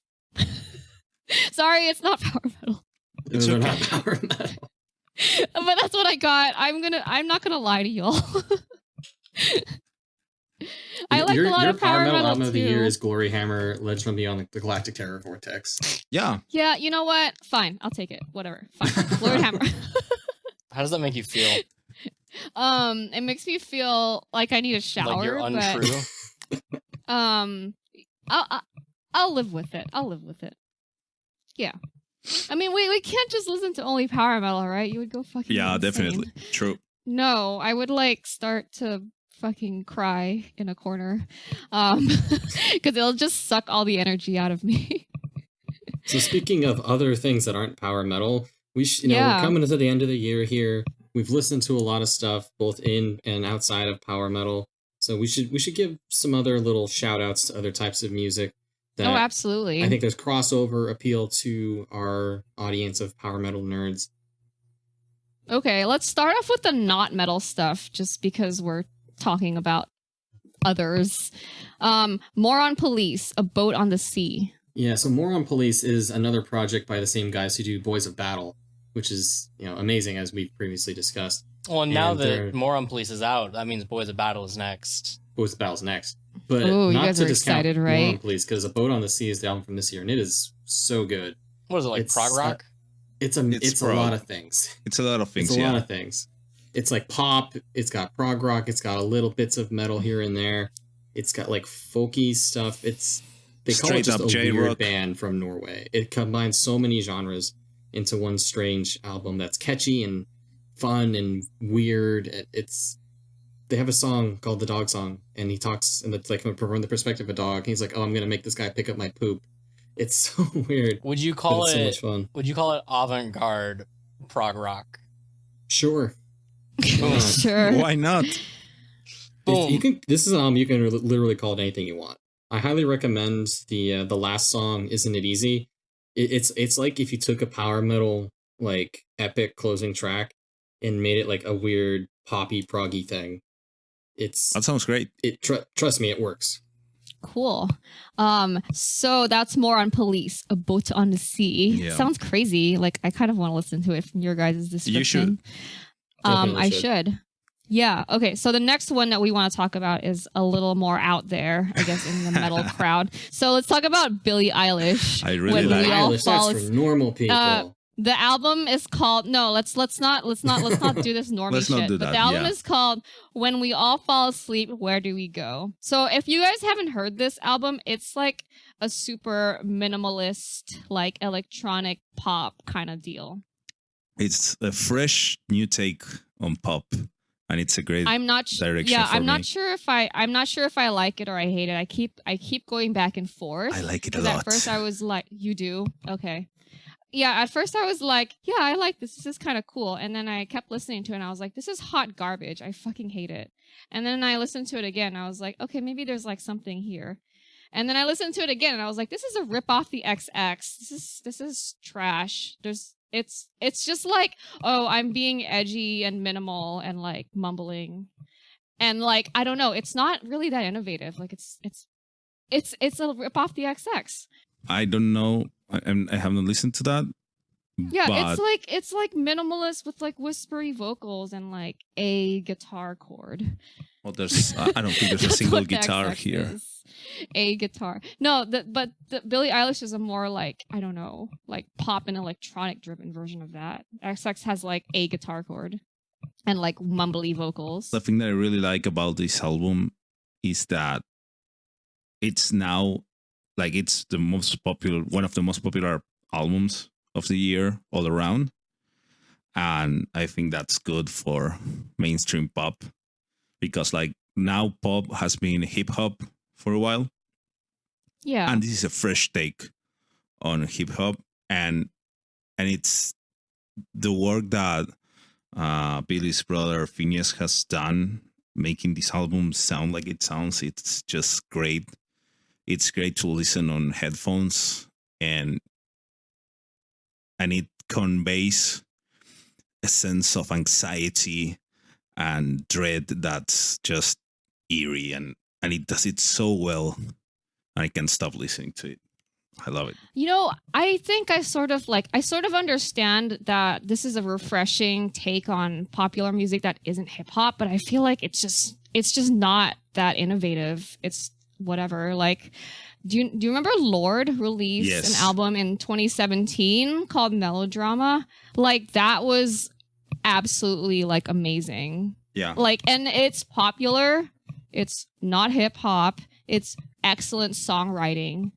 And it's not like this, I don't know. I just feel like I lose credibility on Billie Eilish because she's like 15. Don't you go tell me how to be sad. She's 17 now, but yes, she's Whatever. Like, girl, you have no idea what fucking love is. You're like 17. Like, don't talk to me. Just don't talk to me. Love is buying an imported version of Vision Divine's new album for your anniversary Yes. Yeah. from Japan. Yes.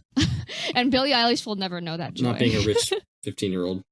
A rich 15-year-old. Yeah, but you know who might know what love is more than Billie Eilish? Oh, Who's Let's that? talk about she definitely does. Carly Rae Jepsen.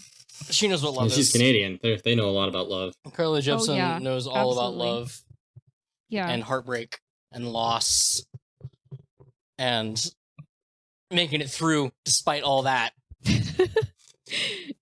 So what was her album this year? Dedicated, and I am dedicated to it.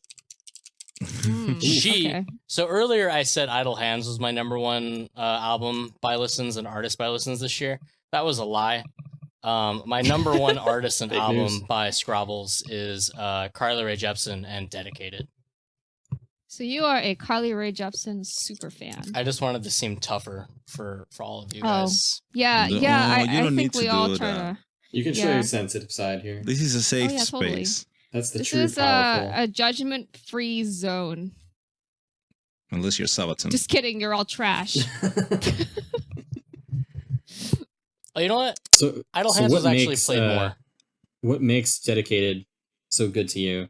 I haven't listened to Dude, this it's at all. just awesome. And if you don't like Carly Rae Jepsen, you're not gonna like it. But it's more Carly Rae Jepsen, but it's new. Oh, I don't know. It's she keeps it fresh every album. Every album sounds different, but still Nice. sounding like Carly Rae Jepsen, kind of like Galneryus. The Galneryus Cool. of pop Kinda music. like The Galneryus Galneryus of pop of pop. music. Yeah. If you That's want to get awesome. into Carly Rae Jepsen, listen to Kiss, Emotion Side B, and Dedicated. That's 4 Cool. for 5 albums. All right.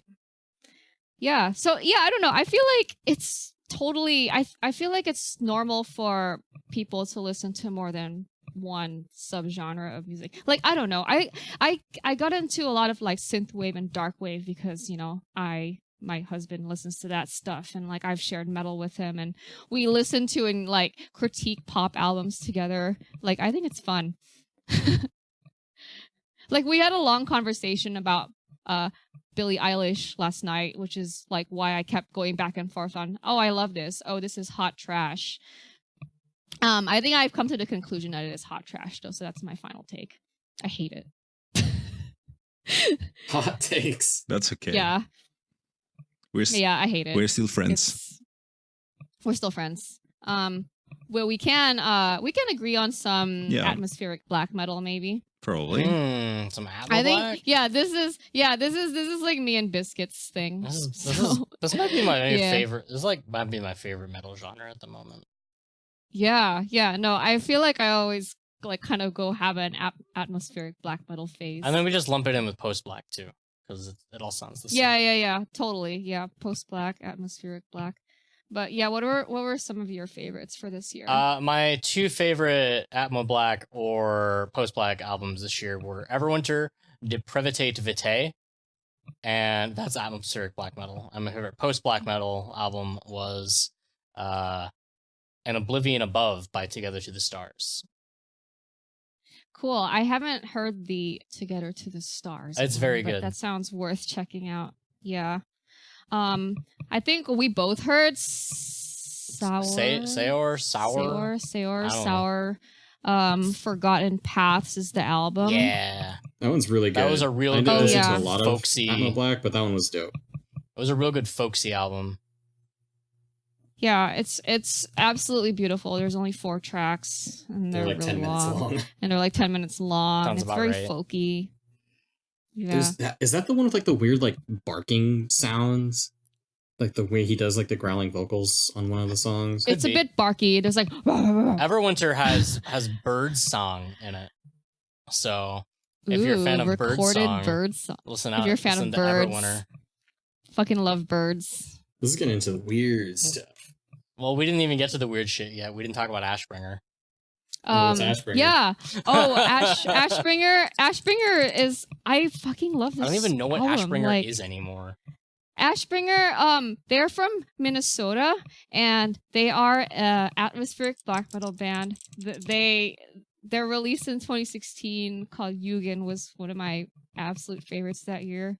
I would listen to it like in a bathtub in the dark, which is very spooky. That's this kind of music, yeah. So that's that kind of music. So Absolution is like super ethereal, like it's very airy and space-y, but you also feel like you're in a dark forest, and it's like quite intense. But yeah, it's really beautiful. It also has vinyl as the default listing on Metal Archives, which is odd. Interesting. Yeah, I don't know. I've just listened to it on Spotify and Google Play or whatever. But yeah, this is totally worth it if you're into the more like post sounding variety of this genre.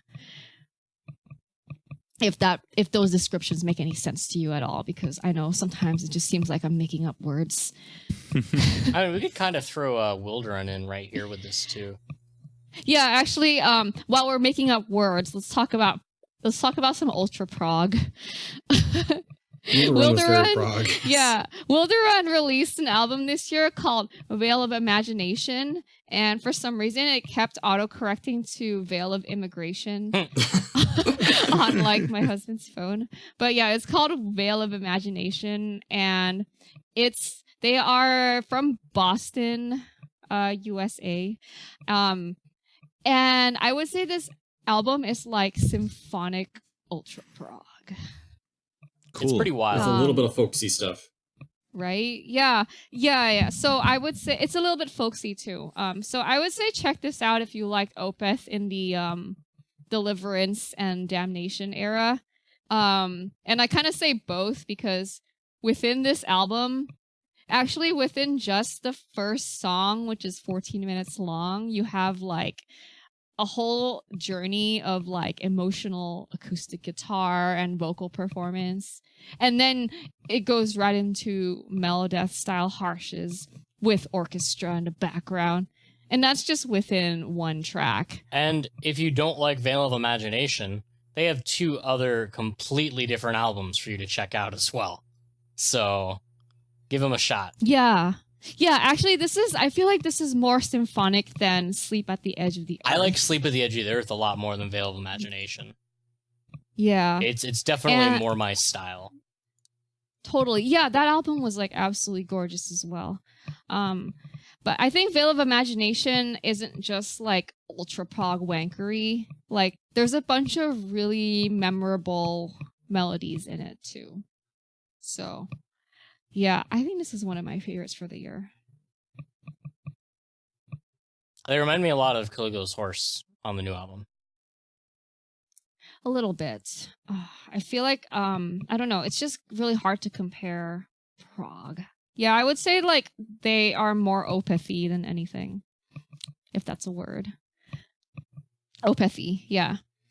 All right. So our next category that we want to talk about is folk, because we've got Kyle, who's a big folk metal fan here.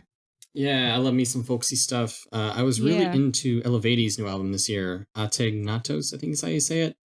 This is like the first full album with Fabian as their new vocalist. I really, really like her. I think I actually like her better than the old girl.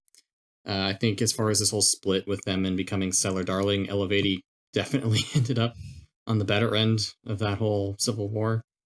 But this album, I think, is pretty much everything that I like in Elevati stuff, where they really mix together like the heavier, like rah, like metal stuff, along with the really catchy, fun, folksy stuff.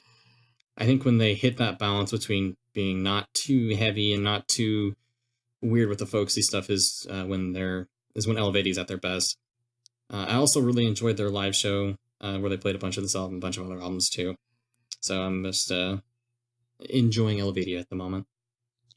Yeah, that's cool. I feel like they would be a really fun band to see live, just because there's like so many of them. Yeah, because they've got like a dude on the flute, they got a violin got all girl, these, like, a hurdy-gurdy crazy instruments that you would probably never see on a metal stage. Did you get to see them live, Kyle?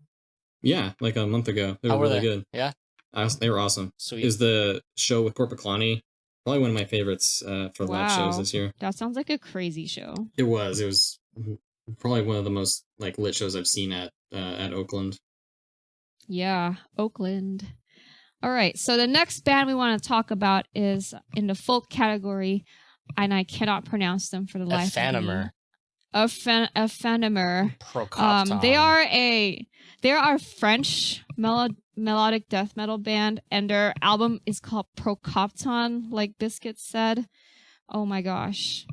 Just look in the show notes. We probably butchered everything.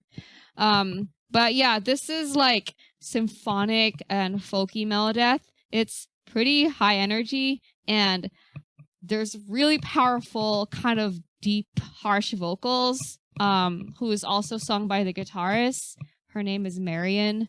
It's quite heavy. I think they're really heavy on the rhythm guitars. It's for fans of, I would say if you're an Elevati fan, you would love this. Also, it kind of reminds me of Ether Realm a little bit. And they just toured in Canada with our buddies Ravenous and the Almighty Ailstorm, and that actually sounds like a really awesome show. I wish I for sure was there for that. That sounds really crazy. It's a real solid folky melodeath album. Yeah. Aphanimer Procopton. Look in our show notes because I don't know how to say this stuff. All right, so the third folk album that we wanted to highlight is Borknagar's True North. Bork. It's such a funny name. Yeah, so Borknagar is like Vintersorg's other project, I guess. And this, I feel like, is more Viking metal-y than what's its face? It's very ambient compared to Stormwarriore. Yeah, but I feel like I'm getting like better. I'm getting more Viking-y vibes from this. But yeah, obviously there's a mix of harsh and clean vocals. It's a bit black metal inspired. I would say like check this out if you like folk metal or like Bathory's Hammerheart, or like Vintersorg's projects in general. But yeah, Borknagar's True North for your inner Viking heart. And it's real chill. If you're Chill, looking for something but chill not like sleepy chill. Yeah. But like cold frost in the north Yeah. chill. Cold frost in the north. There you go. There's your new album. Yeah. Yeah, I just named albums. All right. So the next section is traditional heavy metal. I don't even know what traditional heavy metal is, but I would say it's stuff that doesn't fall under power metal and doesn't fall under speed metal. It's power metal, but slower. It's regular metal. Yeah. So one of my favorites from this year, like I mentioned before, was Smolder. Their album is called Times of Obscene Evil and Wild Daring. They're from Canada, and they're categorized as doom metal, and I think I get why. It's because a lot of it is it's like slow tempo, but it's very intense.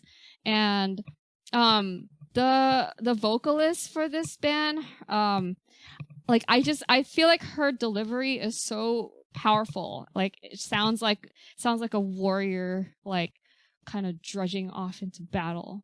There's one track on this album though, it's called Bastard Steel, and I feel like that's the one that kind of is the most power metal-y of all the tracks on this album. It's a bit faster. But yeah, this is a solid heavy metal release for this year. And then the second one on this on my traditional heavy metal list is Idle Hands Mana. Obviously, we fucking love this album. Album of the year. Album of the year. And then the final one that I just like to highlight is Tanith in Another Time. So this almost borders on not metal. Like, I'm no expert on 70s heavy metal, but this has kind of an older sound. It's very guitar riff driven. It was purposely recorded on analog to be very true to its style. There's male-female, like, dual vocal melodies. And it's very, like, guitar melody driven. And I just love the harmonies. So this was one of my most listened to album for this year. So check out Tanith. They're from New York. Yeah, they're really good. And lastly, I just feel like I'm talking a lot here, but I turned Yanni metal into his own category. Yanni of because many things. Yeah, we're talking about Yanni Limatainen, former Sonata Arctica guitarist. So, and Sonata Arctica used to be power metal, so I guess this might be a stretch, but I feel like it's okay to include him here. Yeah, so his was two the year. albums this year were both really good. Oh, I know, right? Yeah. So this may be the one year where Yanni will release 2 albums of his projects. So this is the year of Yanni. They released Insomnium's Heart Like a Grave, which I feel like is album of the year for me. And also Dark Element, Songs the Night Sings. And these 2 albums are so different because Insomnium is like a mellow deathy thing and Dark Element's like a pop metal thing. Yeah, I know. It just shows you how, like, fucking versatile Yanni is. Yeah, so Insomnium is like, this album is so melodic and emotional. It's a concept album. It's a bit more black metal-y than Shadows of a Dying Sun, but a bit more melodic than Winter's Gate. So I think it's a really well-balanced, like, melodeath album. Yanni does clean vocals in their single, Valediction, but that's pretty much the majority of his clean vocal contribution. The rest of it is like really long, like atmospheric tracks like Pale Morning Star, and it's like very heavy and cold and wintry. And the closing track, Heart Like a Grave, is like a slow build up, and it's just like absolutely heartbreaking. Yeah, I just love to be like punched in the gut by this album. Dark Element, on the other hand, have you ever wished you heard Annette sing for Cain's Offering? Sure. Because that's what this is. Until we get a new Cain's Offering album, this is good enough. Yeah, so that's what, okay, like when Yanni and Annette first announced Dark Element, I was just like, oh my god, Annette sings for Cain's Offering. Okay. But you guys heard the first album, right? I heard both. Yeah. So the first album I thought was just like remixes of Bye Bye Beautiful. Yeah. Like it wasn't that interesting. But I feel like they finally found something that works here. This album is hook central.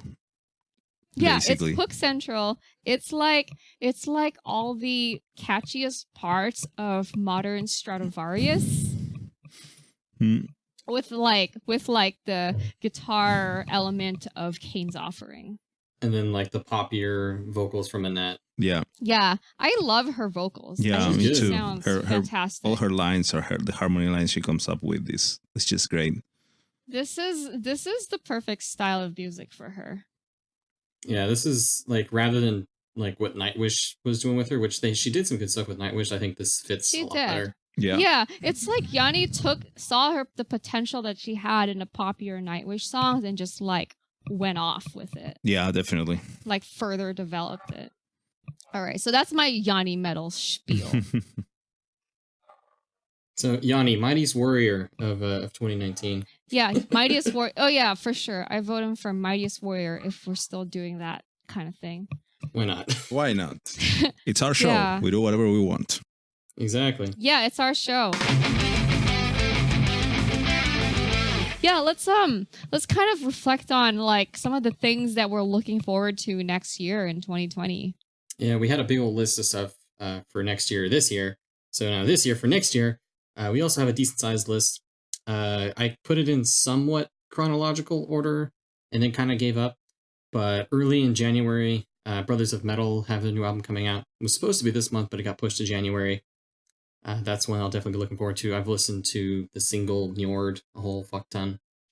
Bros of Metal. Yeah, we have a bunch of releases that we're looking forward to. Apparently Love Bites is in January, Yeah, which is I cool. just looked that up. We don't have to wait that long. The 'cause I Electric was Pentagram, like, it's got like a cool artwork. They got a track listing and everything.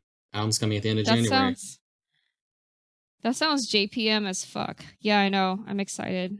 Apparently Nightwish is making a thing in 2020. Yeah, they're one of the big names coming out this year. They've been recording a new album finally. Second Floor album. We'll see if Tuomas can actually write her some good songs. Yeah, I've got high hopes for this one. I feel like because it's the second one, like they had like their warm up album. This could be like a banger. Yeah, we'll see if they make it to our best comeback category for next year. Do you think we're gonna have another 30-minute song?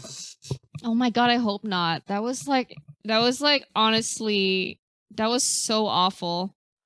No, I have no hopes. I don't know. I'd love to be pleasantly surprised because I used to love Nightwish. Like But now they're you can make a long song. Like Ghost Love Score is dope.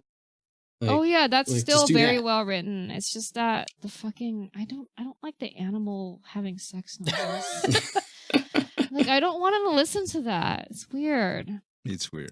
All right. We've got a lot of Anyway. American stuff coming next year. Yeah, we do. US people. Starting with Seven Spires. Adrian Cohen's band has their second album coming out, I think in February. Yeah. Yeah, I really loved her performance with Avantasia. And I think their existing album, I don't know if it was their first. Soul Vegas, I think I say it. Yes. Yeah, that's actually real good. This band is like heavily inspired by like symphonic metal like Dimmu Borgir. I think Camelot kind of inspires it a bit too. Yeah, Camelot too. Yeah. It's like heavily symphonic metal inspired. And then speaking of US based power metal that's not symphonic, Helion Prime and Judicator potentially have albums in 2020 as well. Yeah, They've both been working on stuff. Helion Prime's first album with Mary, which will be nice. I really like how she sounds. Yeah, she sounds great in the demo. And I think she's going to be a good long-term fit for them as well. Yeah, because they're in Let's the hope same so. nation and are able to tour, which is like the sad reality of like now.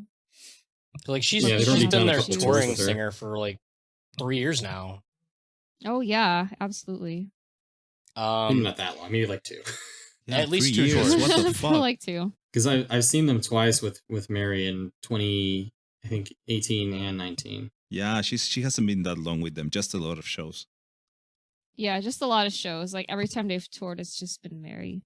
which is great. Yeah, so I'm excited to see that her as an official like vocalist of the band. And then we've got two Judicator things Judicator. next year. What are the two Judicator things? One is the next album, which is a concept album about Emperor Justinius, I believe. I thought it was like some like general from the Byzantium Empire or something. It Oh. sounded. John told us, and it was really Judicator sounding. Yeah, it's some like Judicator concept, Wow. Constantinople thing. He sounds like a super history. He is. Yeah, we won't get Person. into that. Yeah. And then there's Cool. also a special project that they have not said anything about other than there being a special project. Oh, okay. John said he was recording vocals for it. All right. And it was a Judicator real project. album and quote unquote special project that we know nothing about. I think it is going to be a Sleepy Plusso re-record. They have been talking about That would be wanting to do cool. that for a while. Would it be Sleepy Plusso or the first album? I think it would be Sleepy Plusso. That would be cool. I feel like that one had a lot of So potential that'll be in nice. it I really like Sleepy Yeah. Plusso. It just kind of sounds not great. too. Fair. Wait, Unleash the Archers has something next year too. Oh. Yeah, so they did their like EP this year, and they're doing like Yeah. a full album next year. Which Apex was pretty darn good, so I'm really looking forward to it. They've said it's gonna be different from Apex. It's not. They're not gonna just do Apex again. Oh, okay. Good actually. So yeah, good on them. But I've got confidence in them now. Yeah, maybe they'll like explore their like Melodeath inspired style some more, but we'll see. Back to Adjudicator real quick. They're also going to be announcing that they're on a label. I don't know which label it is. Ooh. I've just heard that So- they're so on a many- major label.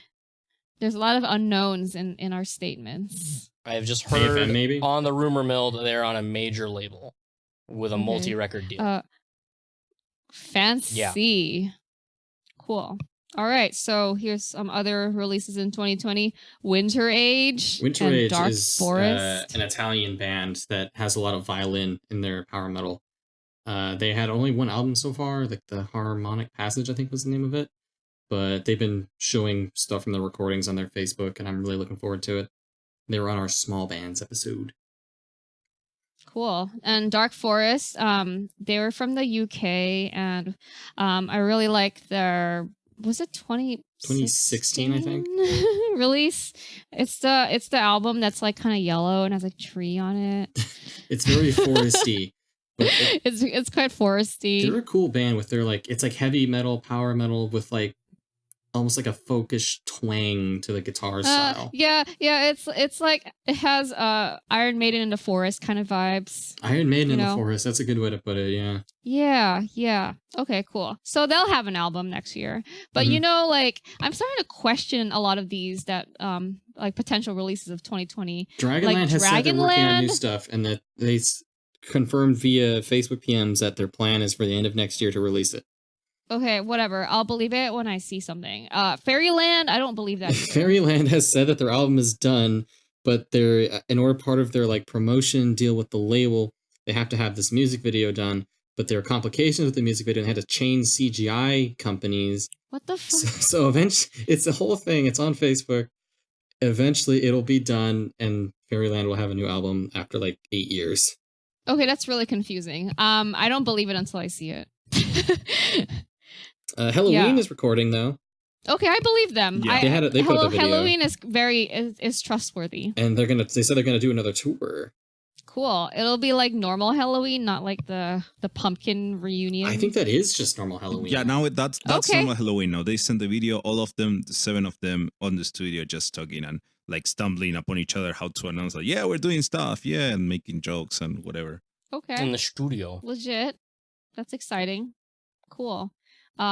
Ailstorm yeah. are up for another album. Yeah, Chris told us Ailstorm's doing a new album next year. It's been like 3 years at this point since Snowgrave. Yeah, they were recording in January, I think, and then releasing it like halfway through the year or something. Are we allowed Um, to say the No, the I guess interesting? I don't know. Okay, No. We should ask him. Yeah, okay, No. we'll, Probably we'll is. wait. We'll No. It is wait. public, Oh wait, Okay. technically. Is it? No. technically it's public, No. but let's save it. We'll wait. We'll wait until it We'll- comes out. We won't fuck it up. Yeah, I'll be looking forward to what shenanigans they have coming up. Okay, so Serenity is apparently writing a new I album. thought they were next dead year. to us. But they're on this list. They're dead to me. Like, I've lost interest in them since they released that hot garbage called It Lionheart. was so bad. Yeah, it was terrible. I'm done with them. Okay, next is Ether Realm. These guys are cool. Yeah, these guys are great. Their past album, Tarot, is like super awesome. So Ether Realm, look out for them. More Melodeath. Insomnium's touring in 2020. Are they coming to the US? They're coming to USA. Oh, nice. Get stoked. Yeah, I think they're going to like Sacramento, which sucks. Sacramento's too far for you. It is. Yeah. But they're coming to San Diego. What up? See you there, San Diego listeners, if there are any. Probably not. Caligula's Horses touring. They don't have any NA dates announced. It's just Australia, which is where they live, and Europe, which is where they don't live. But at Prague Power, they said they'd be coming back, which... Yeah, but they always say that at Prague Power, so, like, who the fuck knows? But Seahorse... Just want to see them more in action. Their last album was super good. I love them. More Batushka drama, probably. That's just speculation now. It'll This happen. is completely speculation. It'll happen. It's just gonna happen. Yeah, we'll see. Both iterations of Batushka are touring, so like we'll see. Maybe I don't they'll, know. like- We're not a Batushka podcast. Maybe like Batushka 1 will open for Bartushka and get into a fist fight. No, That'd be crazy. dude. Like Bartushka is inferior. Yeah, but it's got the name, Like- so it's bigger. They do. They won the name lawsuit, but they are legit inferior. Anyway, I don't think they're worth. We contrary to popular opinion, we are powerful, a power metal podcast, not Batushka podcast. Yeah. And then, like we said before, Blind Guardian in 2021. But although this is a little too soon to be speculating on that. Yeah. Yeah. So, man, that was all of our reflections for 2019. I'm still incredibly upset that Ancient Bards and Secret Sphere got denied. And visas for Windrose. Prague Power. And Windrose. All the and, Italians. Like, yeah, all the Italians. I'll probably never get over that. And I'm still like extremely upset about that. But whatever. Anyway, I think we've probably talked enough. We'll include our personal lists in the description, so you can just check out the dozens of albums that we talked about this episode. 2019 is a strong year, so I'd say. Our show notes will be this was a very strong year, not just for power metal, but for like heavy metal and or traditional heavy metal and other subgenres as well, even folk. So yeah, if you made it this far, thank you for being supporters of our podcast and listening and sharing our show with all your friends and for donating on Patreon. We couldn't do this without you. And if you are a new listener and you somehow made it this far, holy shit, you are wonderful. Be sure to subscribe on whatever Google Play, Spotify nonsense that you used to listen. Follow us on all the social medias at Powerful Podcast. If you like the show, donate to our Patreon. It's going to be up and running again in January. We just paused it for like a month. We'll be back. Don't worry. We're not going anywhere. If I didn't miss anything, I think that's it for today. Stay powerful. Yeah, that's all. Stay powerful. Stay powerful, we'll people. see you in 2020. Stay powerful. 2020. Powerful year. Powerful. New powerful decade coming at you. Ooh. Yay. Hey. And Go, Yeah. go, And that's go, a go. wrap.